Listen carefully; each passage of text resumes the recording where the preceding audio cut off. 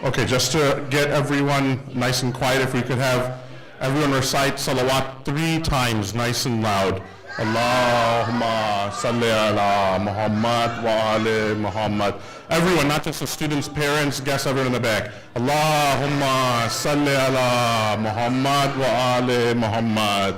Allahumma salli ala Muhammad wa ali Muhammad. عجل فرجهم. Salamun alaykum jami'an wa rahmatullah. So let's start assembly with the recitation of the Surah Fatiha. I would like to invite the first assembly leader, Muhammad Haidar, in the 6th grade. Please come and recite Surah Fatiha. Please welcome him with the loud salawat. Allahumma salli ala Muhammad wa ali Muhammad wa ajil farajum. أعوذ بالله من الشيطان الرجيم بسم الله الرحمن الرحيم الحمد لله رب العالمين الرحمن الرحيم مالك يوم الدين إياك نعبد وإياك نستعين اهدنا الصراط المستقيم صراط الذين أنعمت عليهم غير المغضوب عليهم ولا الضالين. أحسنت. اللهم صل على محمد وآل محمد. Next assembly leader, Asiya Abbas in 7th grade. Please welcome her with the loud salawat. Allahumma salli ala Muhammad wa ali Muhammad. Imam Jafar As-Sadiq alayhi salam has said, Bismillahirrahmanirrahim. أفضل العبادة إدمان التفكر في الله وفي قدرته. The best type of worship is to keep reflecting on Allah and His power. أحسنت. اللهم صل على محمد و ما شاء الله. أحسنت. And the third assembly leader is Ali Asghar in 7th grade. Please welcome him with the loud salawat. اللهم صل على محمد وآل محمد وعجل فرجهم. صلوات بر محمد وآل محمد. اللهم صل على محمد وآل محمد وعجل فرجهم.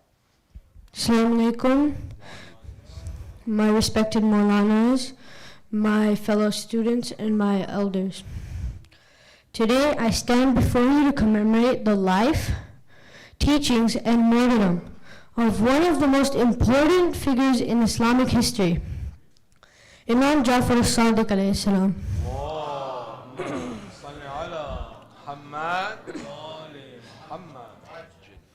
His legacy not only encompasses profound spiritual guidance, but also extends to the remarkable contributions to the realm of science and knowledge, shaping the intellectual landscape of his time and beyond. The Imam, the great son of Prophet Muhammad, peace be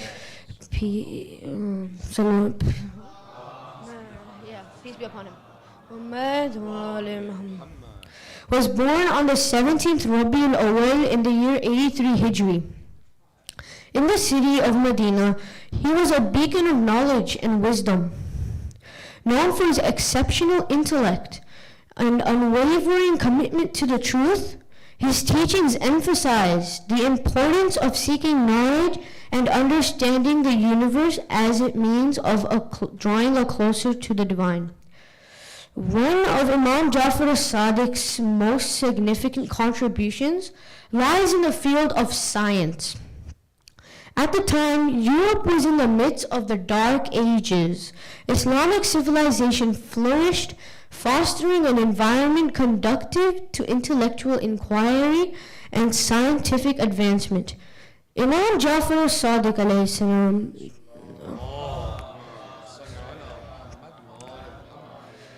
played a pivotal role in this golden age of Islamic learning, guiding scholars and students alike in various branches of science, including astronomy, mathematics, chemistry, medicine, and philosophy.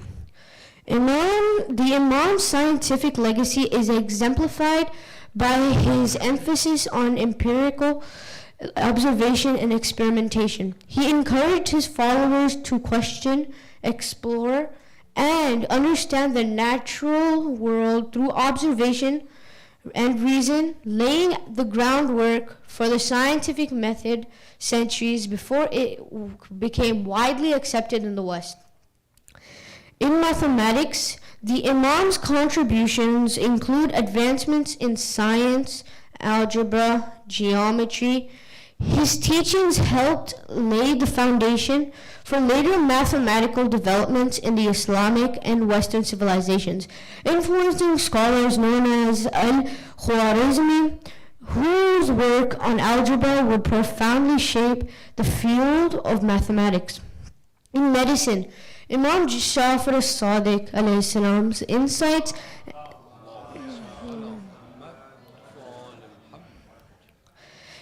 The Imam's insights and teachings contributed to advancements in autonomy and medical ethics. He emphasized the importance of compassion, ethical conduct, and the practice of medicine, setting a standard for medical professionals to follow.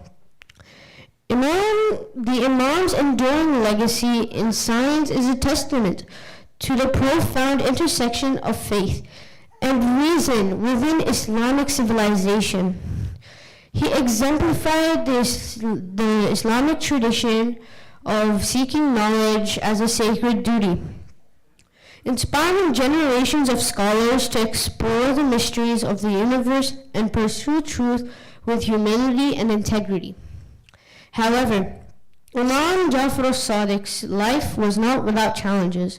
He faced persecution and opposition from political authorities of his time due to his unwavering commitment to truth and justice. Despite these challenges, he remained steadfast in his principles, continuing to impart the knowledge and wisdom to those who sought his guidance. His martyrdom occurred in the city of Medina due to conspiracies of Mansur, the Abbasid Caliph.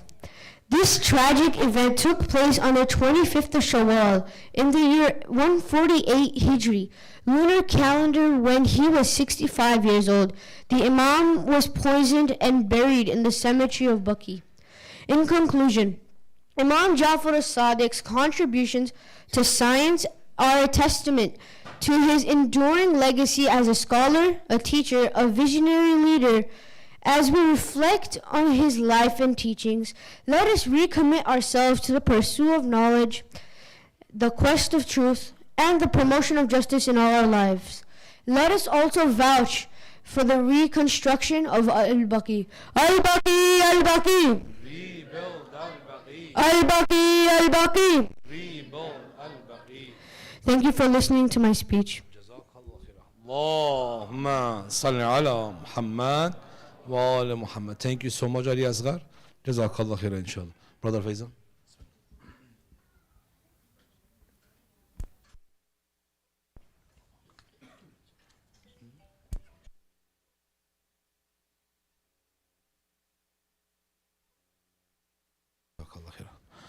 Bismillah ar-Rahman ar-Rahim. I would like to, on behalf of the Maulana, to thank all of the students who participate in the Islamic Science Fair of the Imam Jafar As-Sadiq alayhi salams, and also the parents who helped work with the student, and all of the teachers and all of the people who are, and also the judge who are coming and will inshallah judge bi'idhnillah ta'ala.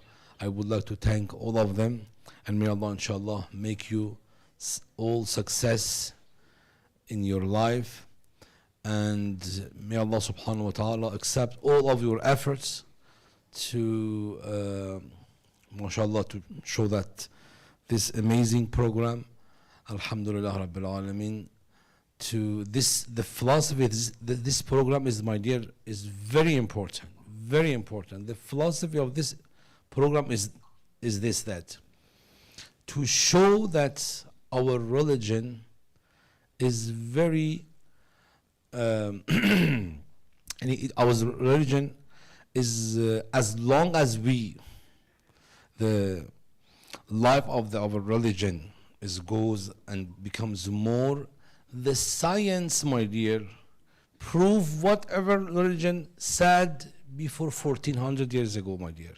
It is amazing, my dear. It is the best proof that our religion is the true religion.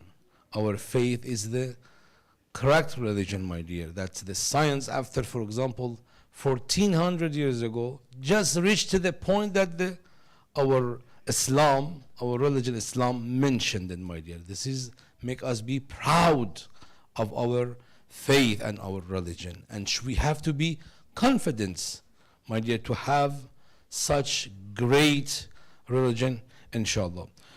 Jazakumullah khairan, inshallah. May Allah subhanahu wa ta'ala increase our knowledge, increase our ma'rifah toward Allah and toward the Islam and the Prophet and Ahlul Bayt alayhim wassalam. Bibarakat as-salatu ala Muhammad wa ali Muhammad.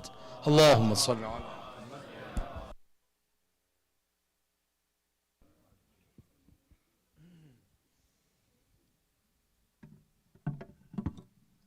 Assalamu alaikum, everyone.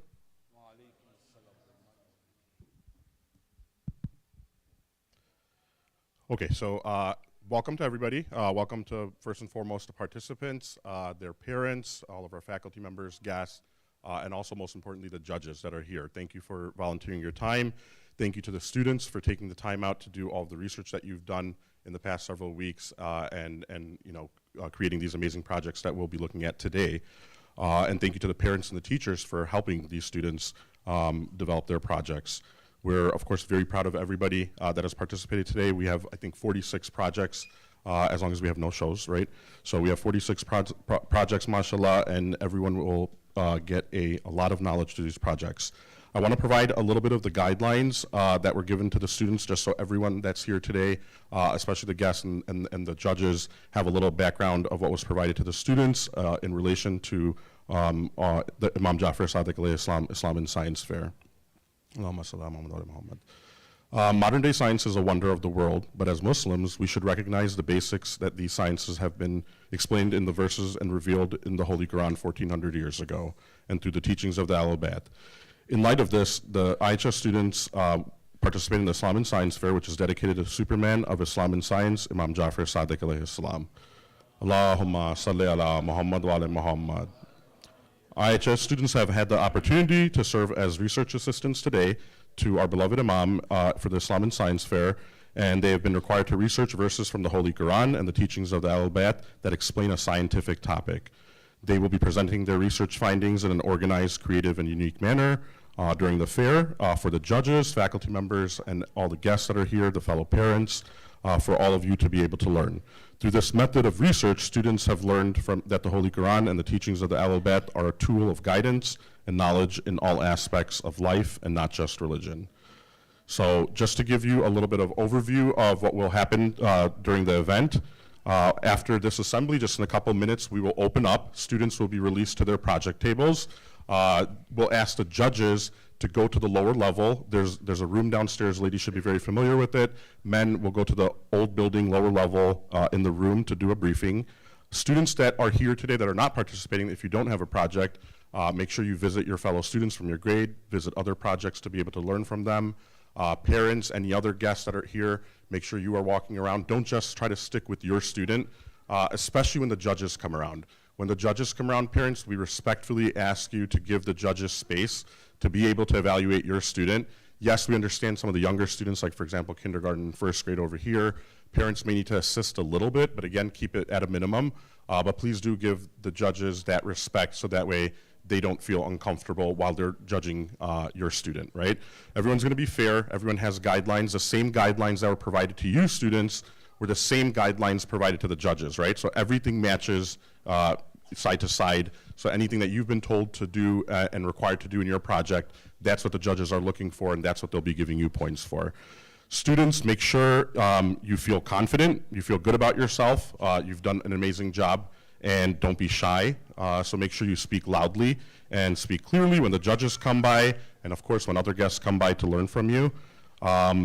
One thing that we'll ask for the students, Maulanas will also come by, of course, to visit all the projects. With the Maulanas, keep it a summary, so keep it a little shorter, 1 to 2 minutes. They're not judging you, right? The Maulanas are not judging you. That would be very hard judging. So keep it a short summary, just 1 to 2 minutes. When the judges come around, definitely give all of your explanation, spend the time limit requirement that we gave you in the guidelines. But with the Maulanas, try to keep it a summary. And of course, with the parents and the other guests, keep it a summary, or you can go on longer. Again, a reminder, I have another note in here for the parents. Please, again, do give judges the space to judge independently, and don't stand there and try to help your student at that time. Students, it's very important to stay by your project, right? So you never know when the judges are going to come. Yes, judging will begin right after assembly, after we brief them, but there's other projects that they have to go to, so you never know which time they're going to come to your table. So it's very important to stay by your table, stay in the general vicinity. Of course, talk to your friends that are next to you. You're all grouped up with your grades, so you already are by your friends. Try to keep, don't be too loud, so that way judges can hear your fellow students as they're explaining their projects. After you've been judged, then we do encourage you to nicely walk around and look at the other projects that are, of course, not by your table. But that's only after you've been judged, right? So you'll know once your judges have come around, there'll be 2 judges for each grade, so there'll be 2 judges coming around to you.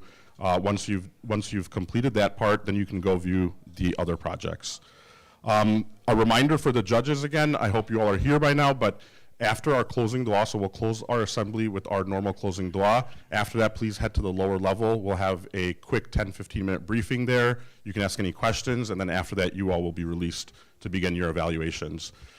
Parents, right after assembly, parents, guests, anyone else, please start walking around and view the projects. We do encourage you. These students have worked very, very hard on these projects. So don't only stand by your student's project. Go visit other students' projects and go learn from them. That also helps them, right? So that helps them practice real quick before the judges start coming around. When the judges come around, please give them the respect and make way for them to be able to evaluate so they can finish up. Okay, if everyone can recite a loud salawat, we'll have our closing dua, and then we'll open up. Muhammad wa Muhammad. Please everybody stand up and let's pray for our beloved last Imam of our time.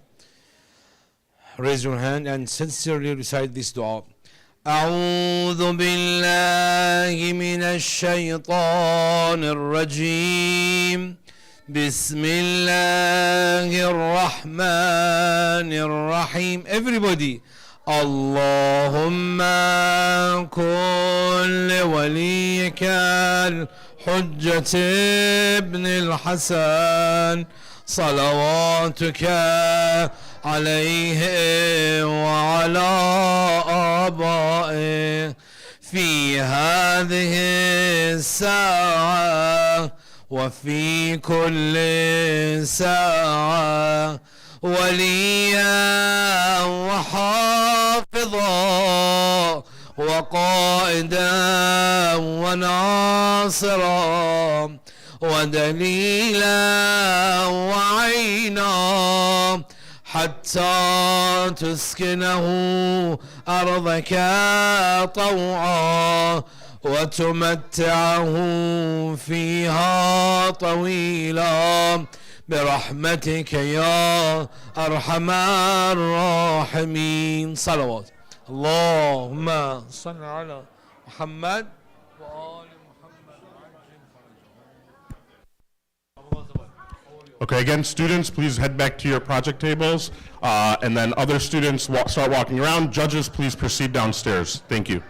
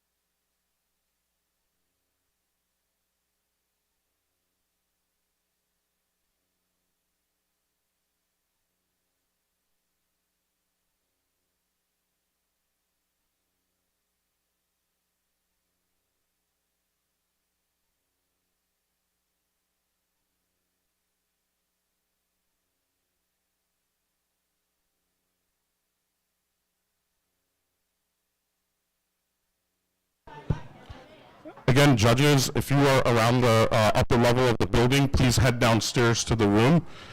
In the lower level, in the old building, we'll begin our briefing there in just a few minutes. Again, judges, please head down to the downstairs level.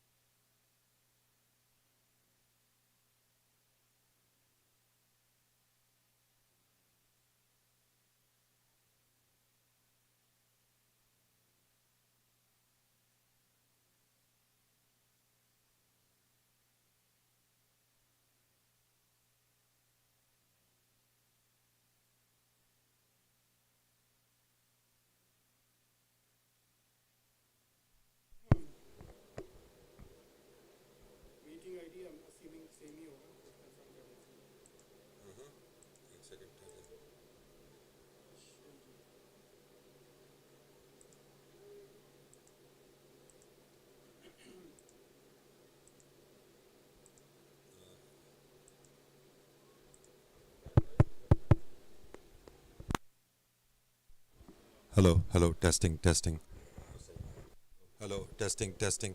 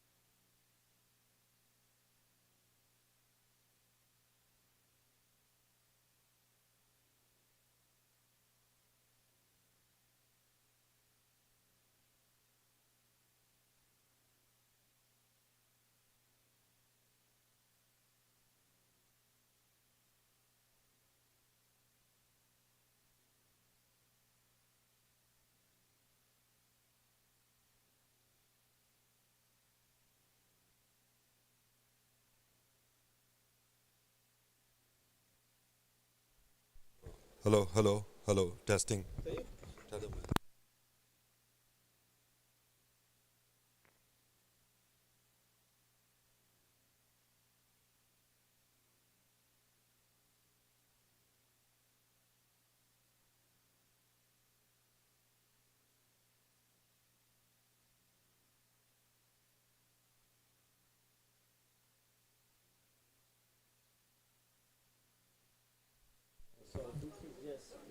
Hello, hello, testing, testing. Hello, hello.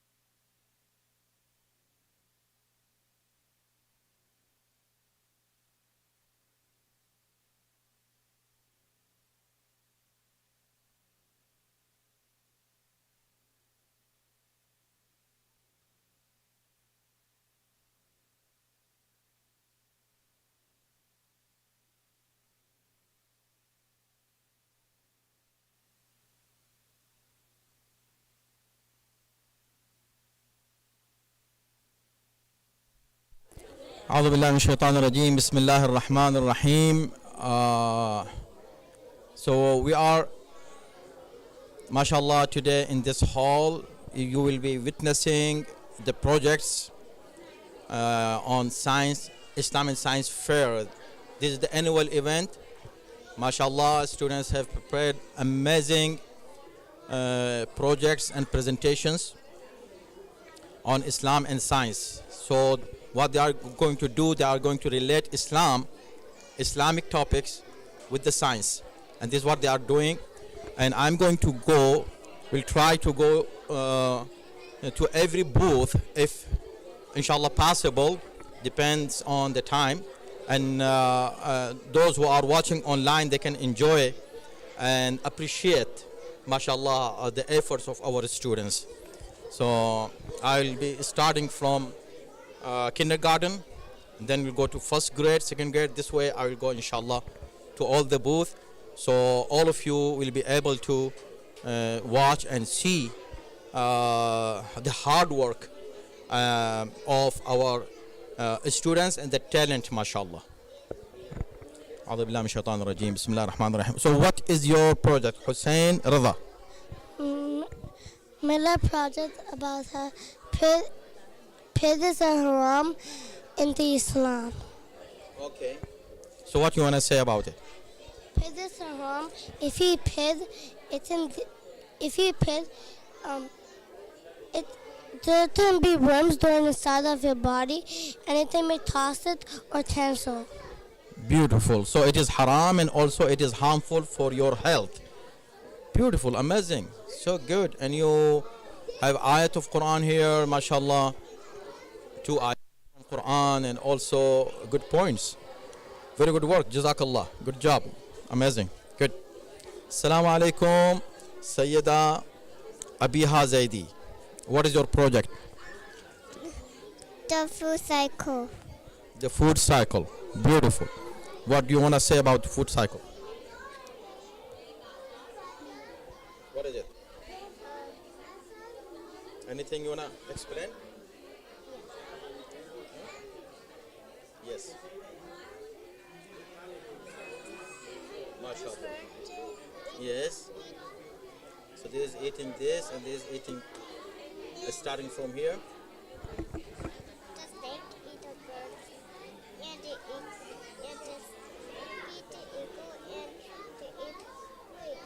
From here. You start from here, right? This from here, then this goes there, again here. So there's the cycle. Wow, mashallah. Very good. that, and the snake eat a bird, and the eagle ate the snake. It's this. And when they died, they turned into Yes. a mushroom. MashaAllah, amazing. So good. MashaAllah. Good job, good job. May Allah bless you and your parents. MashaAllah. Ali Mehdi Abidi, kindergarten. So what is your project? On first grade? Okay, first grade. So what is your project about? Day and night. What do you want to say about day and night? That Allah created the sun and the moon and the Islamic calendar so we can be in a good track. And for months and years and weeks and in nights, no, in Muharram you can do Matam, and in night the daily prayers, which is Fajr, Zuhur, Asr, Maghrib, Isha, and in Ramadan you can fast, but the Ahlul Bayt said that you can't fast without looking at the Ramadan moon. And what is this ayat? إن في خلق السماوات والأرض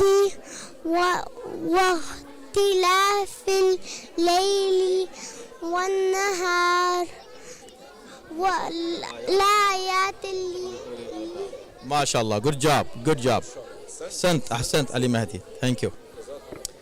Assalamu alaikum Haidar Zaidi. So Maulana Muhammad Jawad Saadatman is also with us. So okay. So Haidar Zaidi, tell us what is your project all about? My topic is about the female honeybee, and I'll tell you about the miracles of honey. Honey stops your cough, and if you get injured, honey will make you feel better. And MashaAllah, MashaAllah, amazing. So, what is this? You have this one. this is my Honey or sugar? What is it? this is honey, Okay. and then I designed it Okay. with some honey bees. Are you gonna share this honey to somebody? No. No. Okay, no. Okay, beautiful, amazing, very good. So your project is about, mashallah, honey, the benefits of honey, and you talk about queen bee, mashallah, and also you mentioned the and hadith from Ali, very good. And do you have any ayat also? There are ayat from Quran as well. Yeah, right here. See, butuniha. So this is from Quran. Yes, mashallah, amazing. Good job, mashallah. Haidar Zaidi, very good. Jazakallah, ahsant. Mashallah. Assalamu alaikum wa rahmatullahi wa barakatuhu. Kumail Sayyid, tell us about your project today. So I did my project about water cycle, and the left side is Quran, and these are the surahs on the paper, like Surah Ar-Rod, Surah Namal, Surah Nahl, Surah Rum. And Allah made every living thing from water.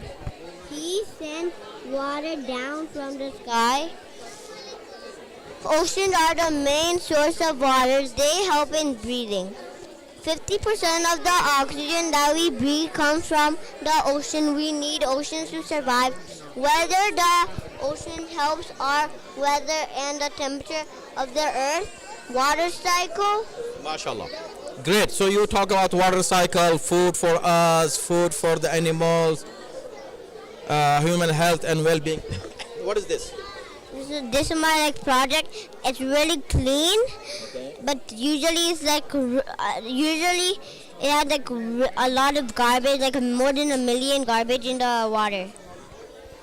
MashaAllah, amazing. Water and ocean.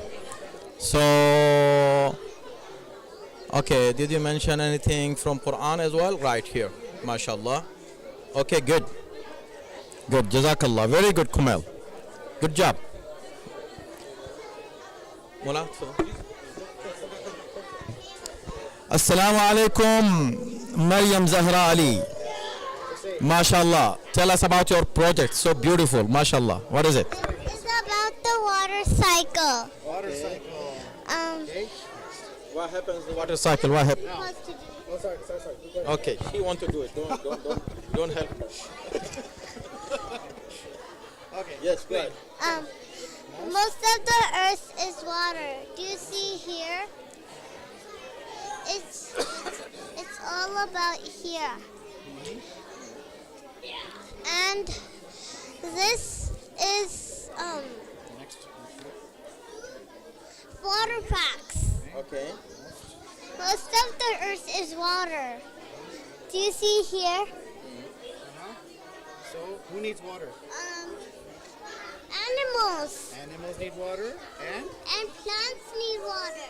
Okay. Do you drink water? Yeah, every day. How many cups? I You need to drink. You drink good amount of water, mashallah. So beautiful. So amazing. Water cycle, Islam and science. So you talk about science. You talk about anything anything in Quran? Look, we have story of Prophet Ismail, right? Talk about it. The story about and baby Hajar in the Quran. Quran. Amazing. The water of Zamzam, right? Without that, they could not. Great. So how about that candy? What is that? Does this have water? Tell it. It's for whom? It's your. It's your birthday too? It's giving treats. So have one, please. MashaAllah, Mubarak. Congratulations. No, thank you. You can give it to the kids. They will come. Your friends, give them. Congratulations. Happy birthday. MashaAllah. Jazakallah. Amazing. Very good work. Very good information. Jazakallah. Thank you very much. Ahsant. Jazakallah. MashaAllah, Muhsin Zahidi. Where is Muhsin Zahidi? Assalamu alaikum. Salam. Okay, what is your topic? Figs and olives. The olive and the fig. Which one is olive here? No, here. This is olive and that? Fig. MashaAllah, amazing. So good. So which surah talks about olive and fig? It's right here, Surah Teen, right? Amazing. Wow, so much information. All these are benefits of fig? Oh my God. Do you like fig? And how about olive? MashaAllah. Very good. Good job. And what is this? This is all okay. Oh, hadith. You mentioned hadith too. MashaAllah, he has mentioned hadith. So amazing. All benefits of olives, benefits of figs. So we have to go and buy some fig and olive now to eat. Right? Good. They are healthy. Amazing. Good job, Mohsin. Jazakallah. Thank you. Sakina Rizwi. Oh my God, you have so big project. What is it? Moon faces. So this is the moon. And Surah is for the moon. We have rated in pointed stages until it's a old date, dry date stock. And then down here, if you go outside your house and you look at the same timing, it will look like I this. just wanted to make a quick announcement that the judges are now coming around. So Dry date. Away from the project, let your kid present in front of the judges fairly. Don't be standing behind them or next to them, and don't intimidate them. So just step away from their project. MashaAllah. So the moon is shaped like an old rice. Okay. So good.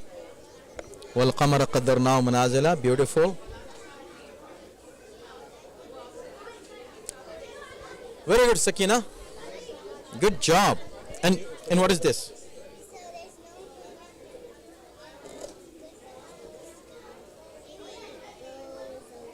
Oh, so good. Very good. Do it again. Yes, slowly. No, it's gone. The moon is gone now. Good job, mashallah, amazing. Very good, mashallah. First grade, very good, mashallah, Sakina. Faria Hassan, salam alaikum.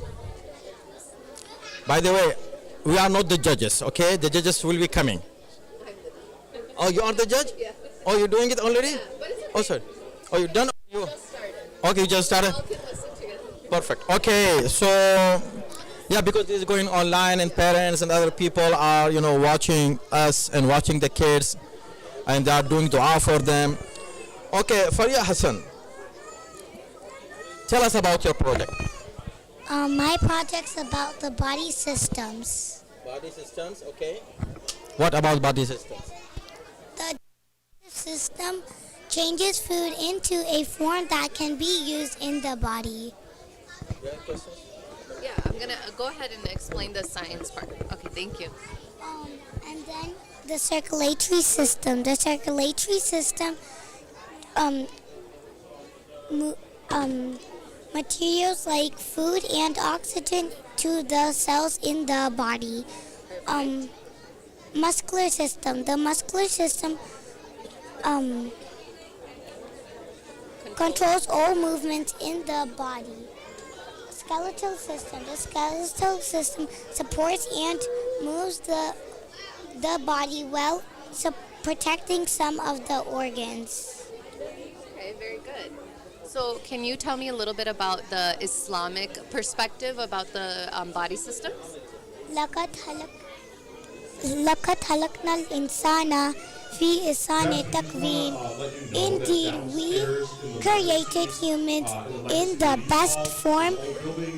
18 verses 4 Surah Balad. Okay. Is there anything else you want to tell me about human body in the Quran? But again, please don't just stay down there. We're gonna wait 1 second then. Okay, go ahead.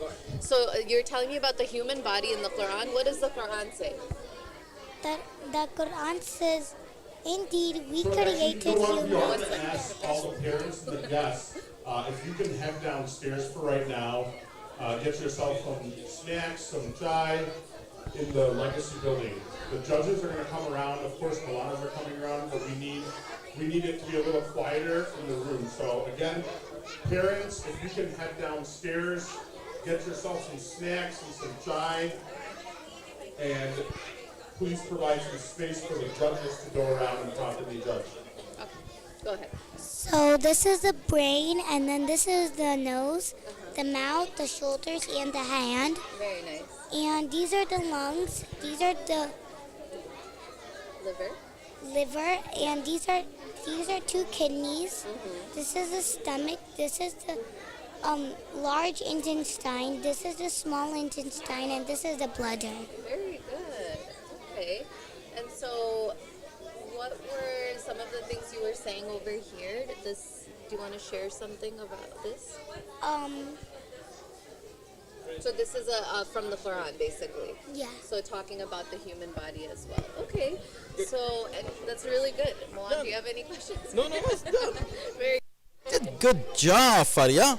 Amazing. Lot of work, mashallah. Is this original or just is fake? It's real? It's not real for sure, okay? You say, Mulana, what you talking about? It's not real. Good job. Mashallah. Ahsan. Okay. Muhammad Ali. This is orbits and rotating universe. Say it again. This is orbits and rotating universe. Rotating universe. Wow, mashallah. 200 years ago, Allah said, "It is He who created the night and the day, and the sun and the moon, each of them floating in an orbit. Neither can the sun overtake the moon, nor does the night produce the day.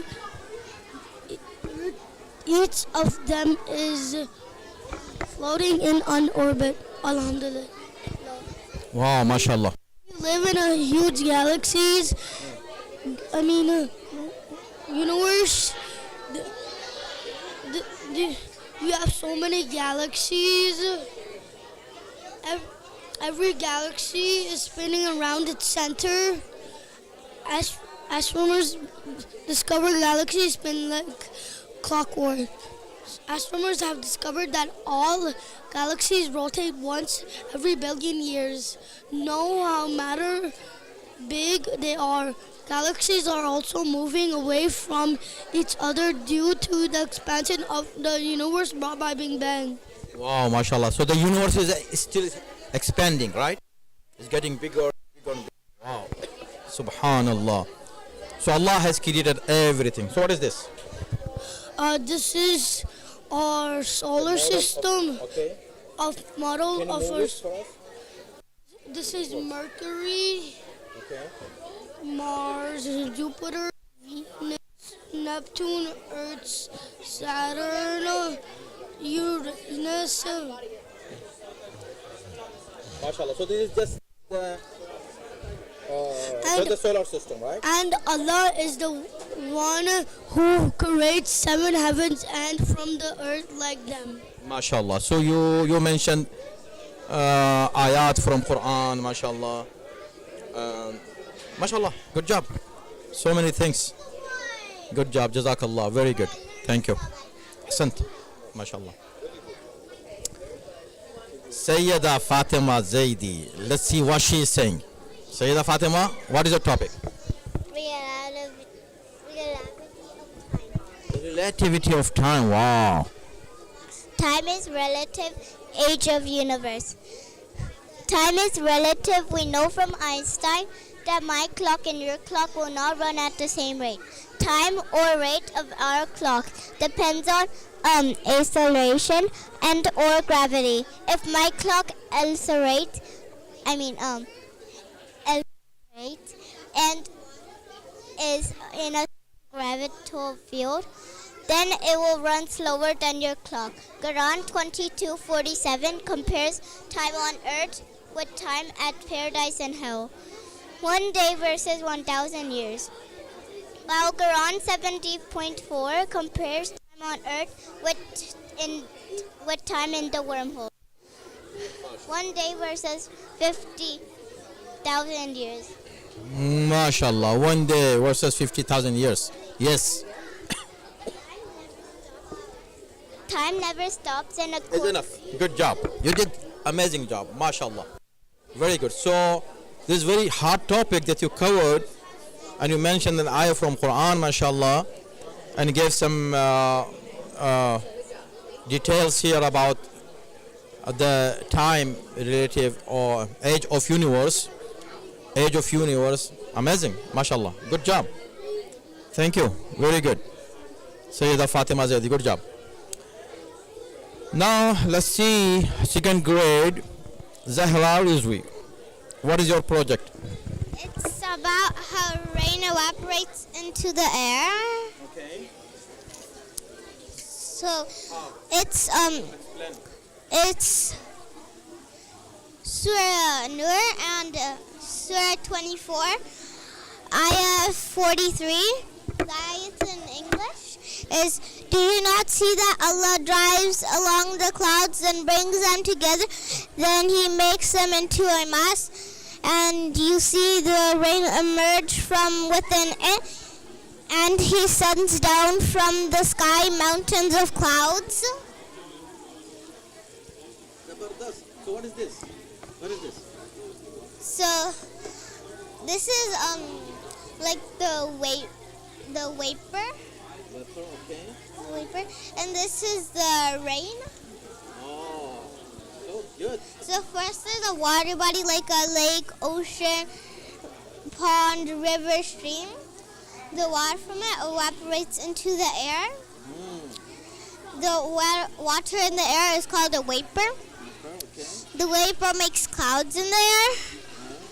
The clouds, when the cloud touches a cold surface like a mountain somewhere high, then the vapor turns back into water droplets. The water droplets are too heavy, so then it starts falling as rain. And then whenever it rains, the rain cycle begins. So good. MashaAllah. MashaAllah. Amazing. Very good. Beautiful. You did good job. Amazing job. Jazakallah. MashaAllah. Zahra. May Allah bless you, your parents. Very good. Oh, MashaAllah. So, the judges are here already? The judges are? Let me just. Okay, so. Wait a minute. Did you start? Just We started? just finished it. Just finished? Just finished. You do it. Are you going to go there next? This. Okay, come here. Yeah, finish it, finish it.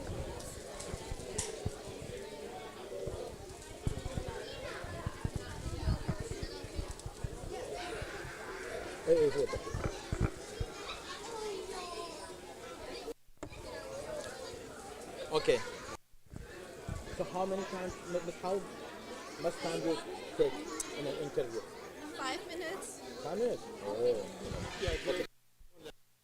So let's go. Okay, do it very quick for us. Because the judges are also here, so we don't want to disturb them. And so just give us very brief. First of all, tell us the topic of your project. So for my topic, I've chose to explore the resurrection on Day of Judgment. So since we're on limited time, we'll just go straight to my hypothesis. My hypothesis, is it possible for God to bring us back to life after we die? And in which form will we be brought back in? The same one or something different? Okay. So in the Quran, it says in Surah Qaf, verse 43, Bismillahir Rahmanir Rahim, Inna nahnu nuhyi wa numitu wa ilayna al-masir. Indeed, it is we who give life and bring death, and toward us is the final destination. Okay.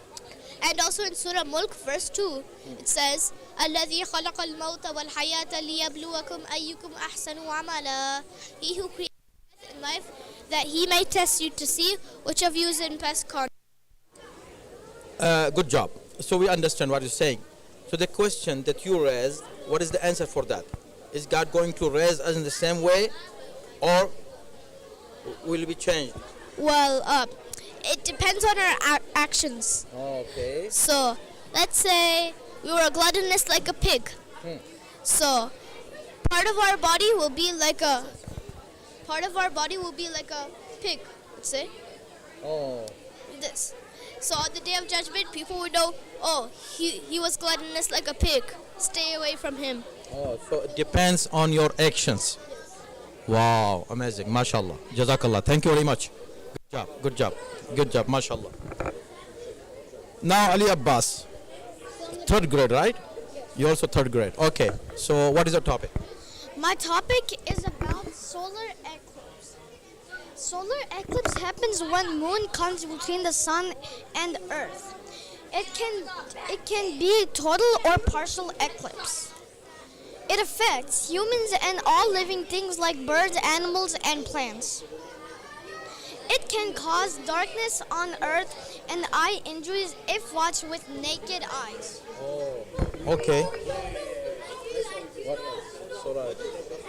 Over here is when the moon comes between the sun and the earth, the moon blocks the sunlight and casts a shadow on earth. A solar eclipse can occur only during a new moon. So what do we do when solar eclipse happens? What we do as a Muslim? Ayat. Great job, namazat. Very good. MashaAllah, great job, Ali Abbas. MashaAllah, beautiful. Sent.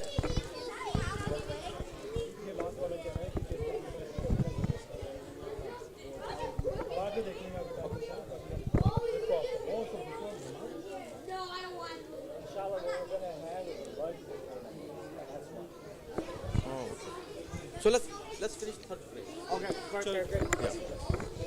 Third grade will be it.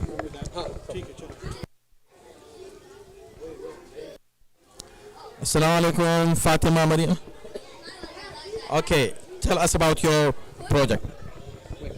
So, I did my project about the solar system. My question was, I wonder, are the days on other planets as long as a day on Earth? My hypothesis, I think yes, because I think that there is 24 hours on every planet. My research, when you think of a day, you normally think of one cycle of daytime to nighttime. That is called a solar day. On Earth, the solar day is around 24 hours. However, Earth orbit is elliptical, meaning is not a perfect circle. That means some solar days on Earth are a few minutes longer than a day on other planets. You did amazing. Tell us just the connection with Quran. The topic. Islamic connection.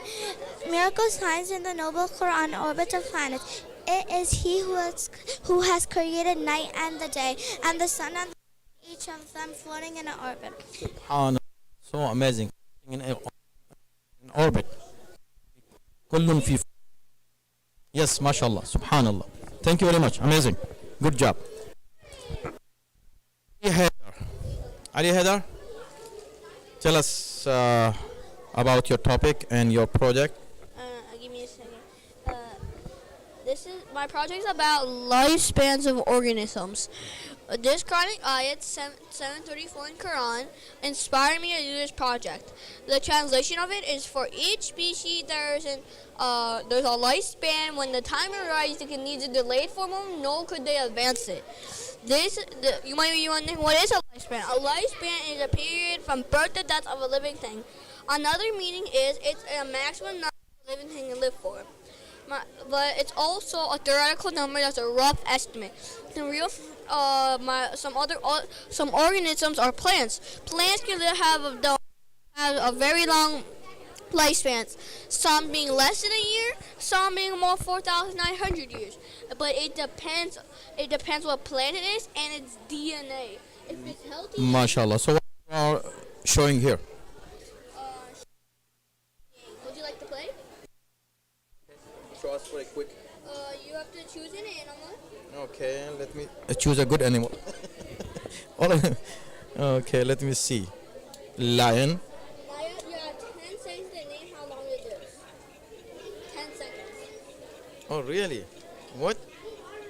See, choose. You got 10 seconds to say how long it lives. What's its lifespan? If you get it correct, you get a prize. You just prize without answer. You can't? No. I'm done. Good job. Beautiful, very good. Hassan, come on. Third graders, how many third graders we have here? 2? Because they are going to have a break, I think. Half. Let me see your name. Fatima Narjis Abidi. Tell me about your project. So Bismillahirrahmanirrahim. My name is Fatima Adi, and today my topic is about the moon sighting in Islam and science. Okay. So in the Quran, Allah said that adad as-sinina wal hisab, you may know the numbers of years of calculation.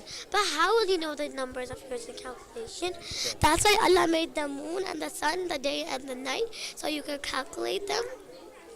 For any calendar, Islamic calendar, the solar calendar. Beautiful. MashaAllah. And What is this? What is it? Show. What is this? This is like a map where you could set the moon. So like this green zone where we are, it means that you could see like the moon very easily. Okay. This blue part is light blue. It means that you can only see it when there's perfect conditions. Okay. This gray part, it means that you need maybe like a optical aid, like maybe like a telescope. Yes. And for the red part, it means that you can't see it, like you can not see it. Okay. For like this is like an example for the past. For example, that you see the moon on April 9th. That means that on Tuesday night. That means on Wednesday morning that it will be on April 10th, Eid al-Fitr. Wow, you're talking about Eid. I like it. Okay. And then for the future part, for Eid al-Adha, yes, you have to tell me what can you calculate Eid al-Adha when it was. Eid al-Adha. I want to eat in Eid al-Adha and have namaz in Eid al-Adha. How can I tell you when Eid al-Adha will be? Really? So good, mashallah. So you can, okay, how do you know when Eid al-Adha will be in the future? Is possible to calculate? Yes. How? Cause so you see on June 7th when like the moon will be, you could see like the moon with like your bare eyes. Oh, okay. And then so like on the first Hijjah, the first day of the month, it will be on June 8th. So that means that it will be on Monday, June 17th. Eid al-Adha is going to be, so you can tell us when Muharram will be, yes. And next year Eid al-Adha is science. Because of what? Because of science. MashaAllah. So Islam accepts the science too, right? Okay. Good job. Very good. Good. Ahsan. Thank you very much. Good explanation. Last one. Okay. Sakina Zahra Muhammad. What is your project about? My project is about fingerprint Islam. Fingerprints? Okay. Introduction. Fingerprints are patterns formed by the ridges on the permanent hands. Is scientific research. William Herschel. In 1858, William Herschel pointed out the fingerprints are different for everyone. Sir Franz Galton. In 1880, Sir Franz Galton discovered the fingerprinting method. And he said no two fingerprints are identical even in billions of people. And now this fingerprinting method is used by the police, FBI, and even the government. Police? Police? No, please. What the police will do? The police or the We'll take your fingerprints, right? and So this they can ID for next time.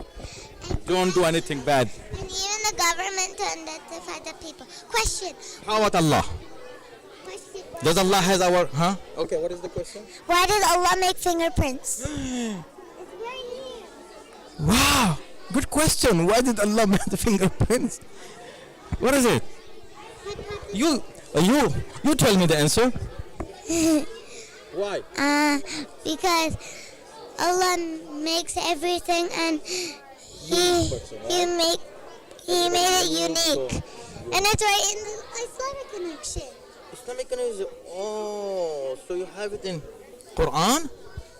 Wow, bala qadirina ala nusawa banana. Amazing. MashaAllah. Sakina, you did good job. Good job. No. Good job. Now you have your fingerprints here on our behalf, okay? Oh, more? अच्छा अच्छा अच्छा अब ये लोग जजेस हैं यहाँ इस बार हम लोग जजेस के साथ हो गए ना इसलिए बस ऐसे ही सुन लेते हैं इसी को सुना देते हैं This change makes it easier to mind. so no it's fine so no it's fine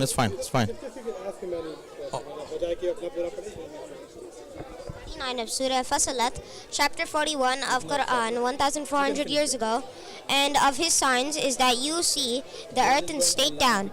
But when we send down upon it rain, it shakes and becomes stay up. Indeed, he who has given it life is the giver of life to the dead. Indeed, he is over all things competent. Here Allah is telling us that rain is a sign from Allah that causes the earth to shake and pushes down the top layers of the earth while pushing up the deep molten layers to the surface.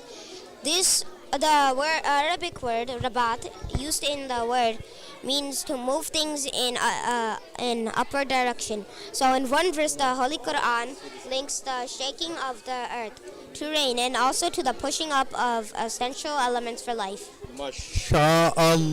MashaAllah. This, yeah. Take his. Okay. Shazil Abbas. Your project is amazing. You know what I liked in the whole thing the most? This cake. The colorful cake. This one. This is the rain going. This is not a cake? No, it's the rain going through the different layers of the earth. Oh, this is the earth? Subhanallah. Amazing. These many layers?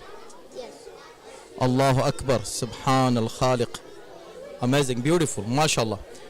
And how beautiful you made all this. Okay, tell us the ayat of Quran. Just read this ayat. Signs is that you see the earth is in state down, but when we send down upon it rain, it shakes and becomes stay up. Indeed, he who has given it life is a giver of life to the dead. Indeed, he is over all things competent. Subhanallah, mashallah. 1,400 years ago, in one verse 39 of chapter 41, Surah Fasalat. This tells us that Allah has meaning behind everything. So even the most scariest things have a meaning behind it. So like death has a meaning, earthquakes have a meaning, everything has a meaning. Subhanallah, Shazil. Very good. Beautiful.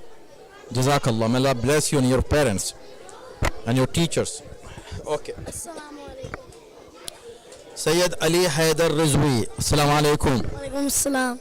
MashaAllah. Okay, so tell us about your project. There are a lot of sweets here. What is that? Are you sharing this with other people? Yes, of course. So it's like little. So my topic is about the female honeybee and the miracle of honey. Female honeybee? Brother Ali Abbas, this is not fair. Everyone is talking about female honeybee. We don't have any male honeybee. Not fair. They don't work. They don't work. Male don't work.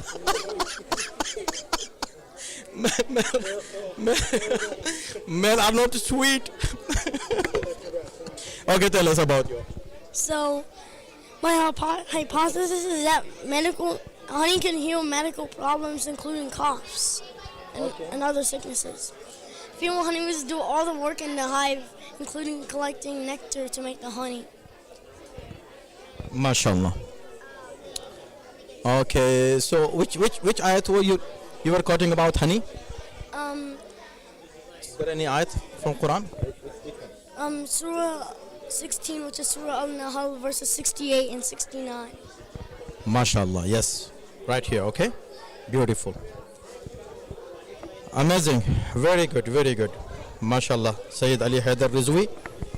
But you are right, the men, they don't work. They only eat. They only eat. And the ladies, they do work. Bichari. Okay. Good job, mashallah. We done. Thank you. Jazakallah. So we are going to have a break now, inshallah, and then maybe we'll continue after salat, inshallah. Assalamu alaikum wa rahmatullahi wa barakatuh.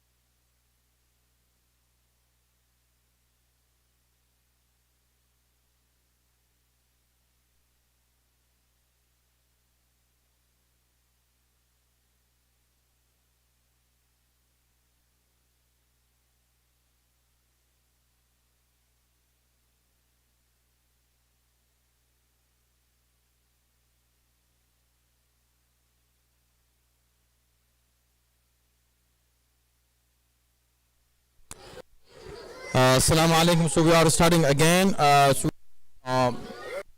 Fourth grade. Let's see what the fourth graders are doing about their Islamic science projects. Okay, let's start with Batul Zainab Hussain. Tell us about your project. Assalamu alaikum. My name is Batul. I am in 4th grade. I am a IHS student.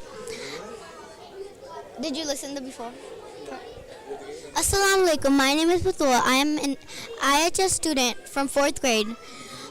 I'm going to be talking about the ocean. I'm going to be talking about Islam first because Islam's first. If I'm going to tell you 3 ayahs and the names. If all the trees on the earth were ocean and all the oceans were ink, refilled by 7 other oceans, the words of Allah would not be exhausted. Surely Allah is almighty, all-wise. This is from Surah Luqman. And the next one is, these 2 are from Surah Rahman. He merges the 2 bodies of fresh and salt water, yet between them is a barrier that never crosses. So, even if I bring this, it goes up. Even if I shake it, do you want to try? You want to try? It's not for drinking, right? No. Yeah, so then what happened? And then this is a picture of it. Oh, really? Wow. And then I'm going to tell you science now. The deep sea is bigger than the sky. Space. The ocean, about 71 of the earth is water. There are between 70,000, 1 million different species in the ocean.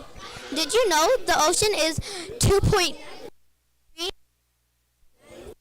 And then real shells from Oman. They're all from Oman. And there used to be crabs in here. Can we keep it? Sure. No, it's not free. Do you want to feel it? Yes, let me see. Okay. Okay, so what is this? Shells. Shell. Okay. Then these are pictures. Good. I think good job. You have so much to say. I know. Little time to. I'm done. You done already? You're so smart, girl. MashaAllah, Batul. Good job, MashaAllah. This is fake, but this is real. Oh, that is real? Yeah. MashaAllah, MashaAllah. All of even this one is real? Yeah. So colorful, subhanallah. This one's real too. Amazing. Maryam Abbas. Wow. Alaykum assalam. Today I'll be talking about eclipses. An eclipse is a sign of Allah. In the Quran, it says that Allah is stronger than the sun and moon. This means He can control both the sun and moon. It also says in Surah Al-An'am, ayah 76 to 79, there's a story about Prophet Ibrahim and a man. A man came up to Prophet Ibrahim and said, since the sun is Allah, then why is the sun disappearing? And since the moon is Allah, why is the moon disappearing? The Prophet said, don't be like those people who believe in the sun and the moon are Allah. Allah is way stronger, way more powerful than the sun and the moon. That means you can control the sun and the moon. Now imagine this, in the day, the sky turns dark, and in the night, the moon turns red. This is the solar and lunar eclipse. Allah is so strong and so powerful that He can make night into day and day into night. There's 2 types of eclipse, solar and lunar eclipse. So this is a solar eclipse when the moon goes in between the sun and the earth. The moon is casting a shadow on earth. There's 2 types of shadow, the umbra and the penumbra. The umbra would be like the full solar eclipse. The penumbra would be the partial solar eclipse. For example, we had a partial solar eclipse in Chicago a few weeks ago, and in Texas and Indiana, they had the full solar eclipse. Now we're talking about lunar eclipse. A lunar eclipse is when the sun is, the earth is in between the sun and the moon. That makes the moon red, and there's no light going to the moon. Islam told us 1400 years ago that the eclipse is a sign of Allah. Straight during the eclipse, like animals can act weirdly, cars, GPS may not work, and cell phones may. Imagine what could happen to our mind, soul, and body. This is why Prophet Muhammad said to read namaz ayat. It's wajib to read namaz ayat to keep our mind, body, and soul safe. Very good. Thank you so much, my dear. So much, Maryam Abbas. Jazakallah khairan, inshallah. Okay, let's go to the Sayyid Abbas Haydar Rizvi. Sayyid Abbas. Assalamu alaikum, Sayyid Abbas. How are you, my dear? Good. Project. My topic's about black holes, wormholes, and teleportation. My hypothesis is that black holes, wormholes, and teleportation are mentioned as real in the Holy Quran. So do you know what a black hole is? Yes. Do you know what a white hole is? Do you know what a wormhole is? Okay. You know what teleportation is? Okay, so an example of this is be a mirage, and on that night the prophet was transported from Al Masjid Al Haram to Al Masjid Al Aqsa, from where he ascended to heaven. In fact, there were many stops along this incredible journey, and it talks about this on Surah 16, verse 1. Black holes are also mentioned in the Quran. It's on Surah 56, actually, not 46, on Surah Al-Waqi'ah, verses 75-76. It talks about black holes on Surah 77, verse 78, and on Surah 81, verses 1 through 3.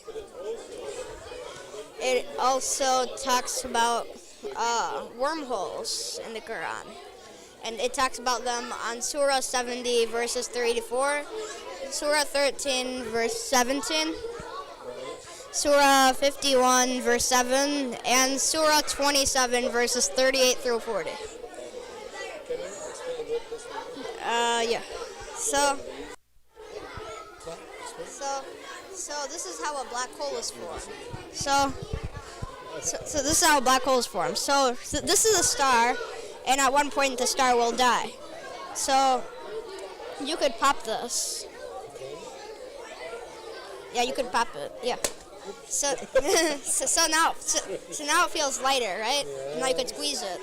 Yes. So then this is the gas. So then, if over time it will come together, and it will form this small ball that is a black hole, and you could tell it's a black hole because it's smaller than the original star, and it's way heavier and more dense. Thank you so much. And then this is what a wormhole is. So let's say this side's a black hole, this side's a white hole.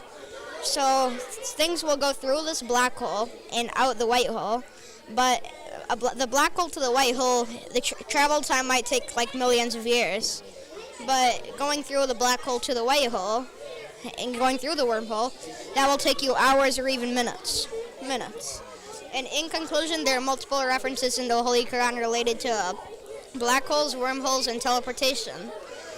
And although according to science, black holes, wormholes, and teleportation are theoretically possible, the Holy Quran shows that black holes and wormholes are real, and teleportation has been done and possible via multiple examples from jinns, angels, and humans. Jazakallah khairan, Sayyid Abbas Haydar. Okay, next one is Sayyid Haydar. Wa alaikum assalam. Could you please explain about your project? My project is about electricity generation from Allah's natural resources. In my introduction, it says, my topic is about electricity generation from Allah's natural resources, which means making electricity by using other sources of energy like sun, wind, water, coal, natural gas, nuclear power, and other natural sources to the help of science. Now the question is, what is electricity? Electricity is it is a form of energy and the flow of electrons. Electricity is a basic part of nature and is one of our most widely used forms. This relates to Surah Baqarah, Ayat 164, that tells us Allah has created sun, wind, and water for our benefits. Mankind can use the sun, wind, and water for his benefits. now I'll talk about some of. Wait. My hypothesis is that Allah has created these resources for our needs. Can you please explain about that? This is solar energy. Solar energy takes place in nuclear fusion that takes place in the sun. This relates to Surah Yunus ayat 5. And says, it is Allah who gave us the sun for the people who know. And now the people who know can use the sun for making solar energy. So this is the sun. When the sunlight hits the solar panel, it converts it into electricity.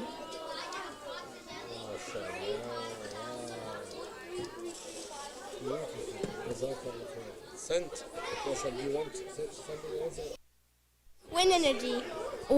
Energy in the wind comes from the uneven solar heating of the atmosphere. We can harness that energy by using wind turbines. This relates to Surah Al-Rum, ayat 48. Okay. It says, it is Allah who sends the winds and stirs the clouds. Okay. And now scientists are now able to use the wind to power houses, factories, hospitals, and schools. Thank you so much. Jazakallah khair. So this is natural wind. When the wind moves this fan, it's turned into mechanical energy from a dynamo into electricity. A dynamo is an electrical generator. Is an electrical generator that converts mechanical energy into electrical energy in a process called electromagnetic induction.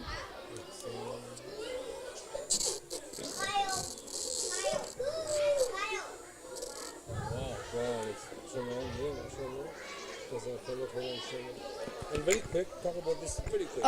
Hydro energy. Hydroelectric energy, also called hydroelectric power or hydroelectricity, is a form of energy that harnesses the power of water in motion, such as water flowing over a waterfall, to generate electricity. This relates to Surah Al-Araf, ayat 57. It says, it is Allah who moves the clouds to the dry lands, and the people in the dry lands can use this rain for growing crops or drinking the water.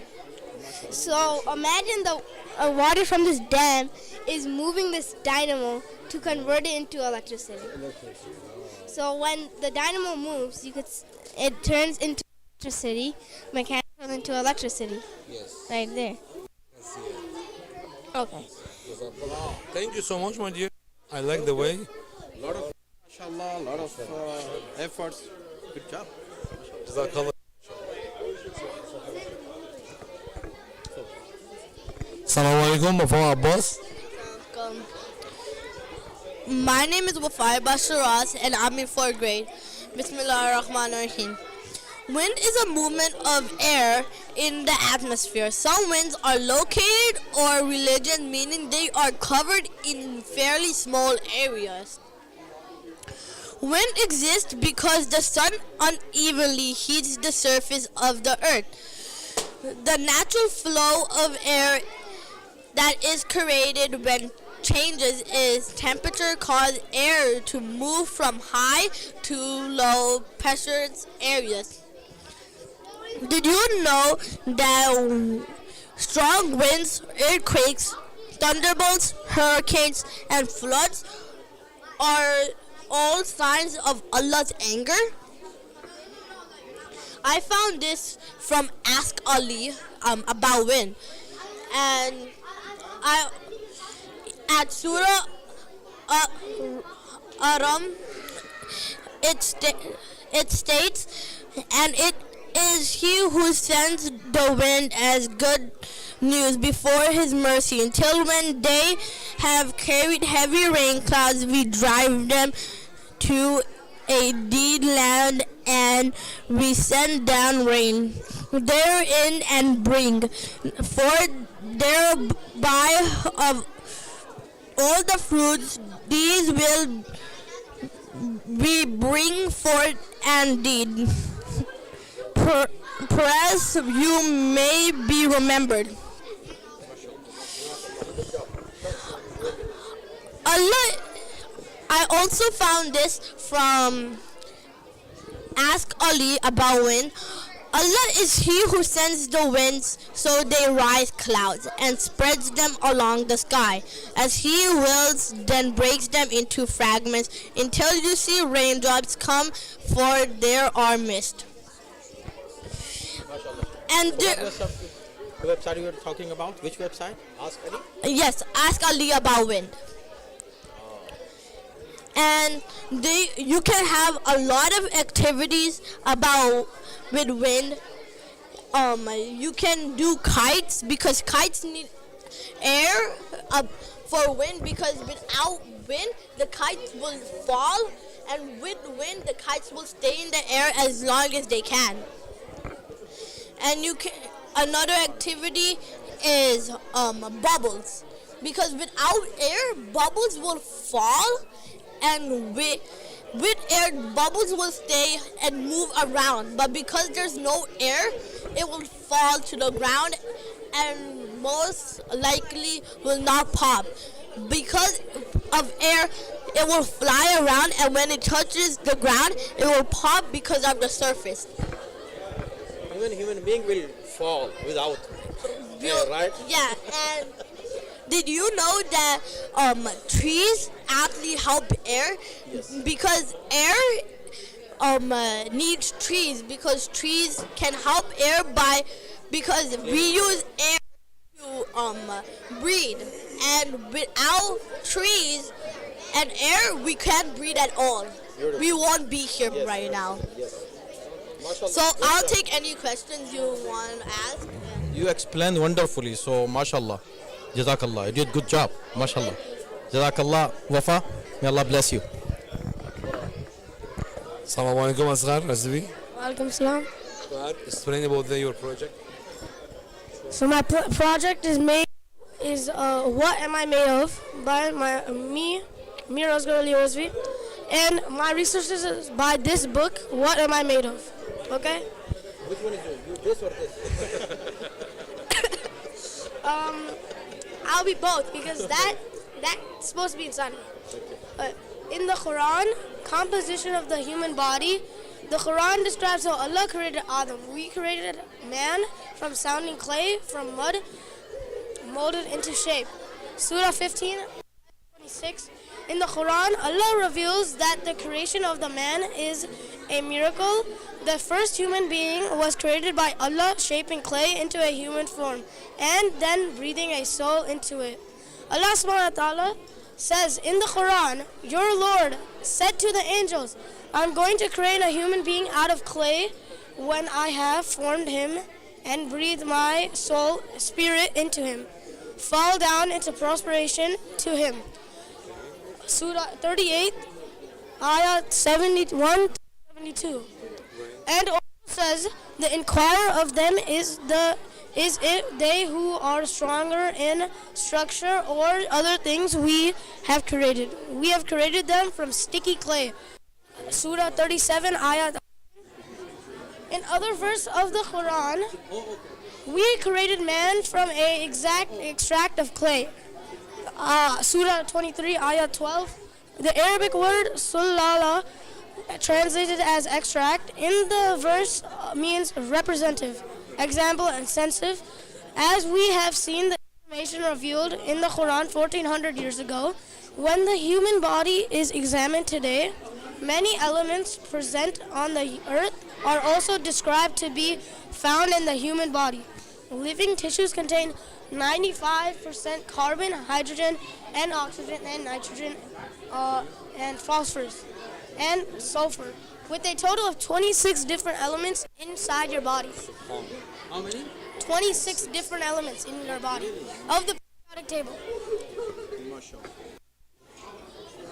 Imam Jafar Sadiq Imam said that while all human beings were made from the earth, which was a known fact, he also said that whatever is in the is also in same proportion. 4 elements are in very large. Tell us about this. This conclusion, I have come to a conclusion that what the Quran told 1400 years ago and our Imam Jafar Sadiq alayhi salam told now, science has discovered it. Alhamdulillah, mashallah. MashaAllah, amazing. Very good research, lot of work. May Allah bless you and anybody who helped you, your teachers, your parents. Jazakallah. Let's go to the 5th grade. Maulana, 5th graders. Let's start from there. Yeah.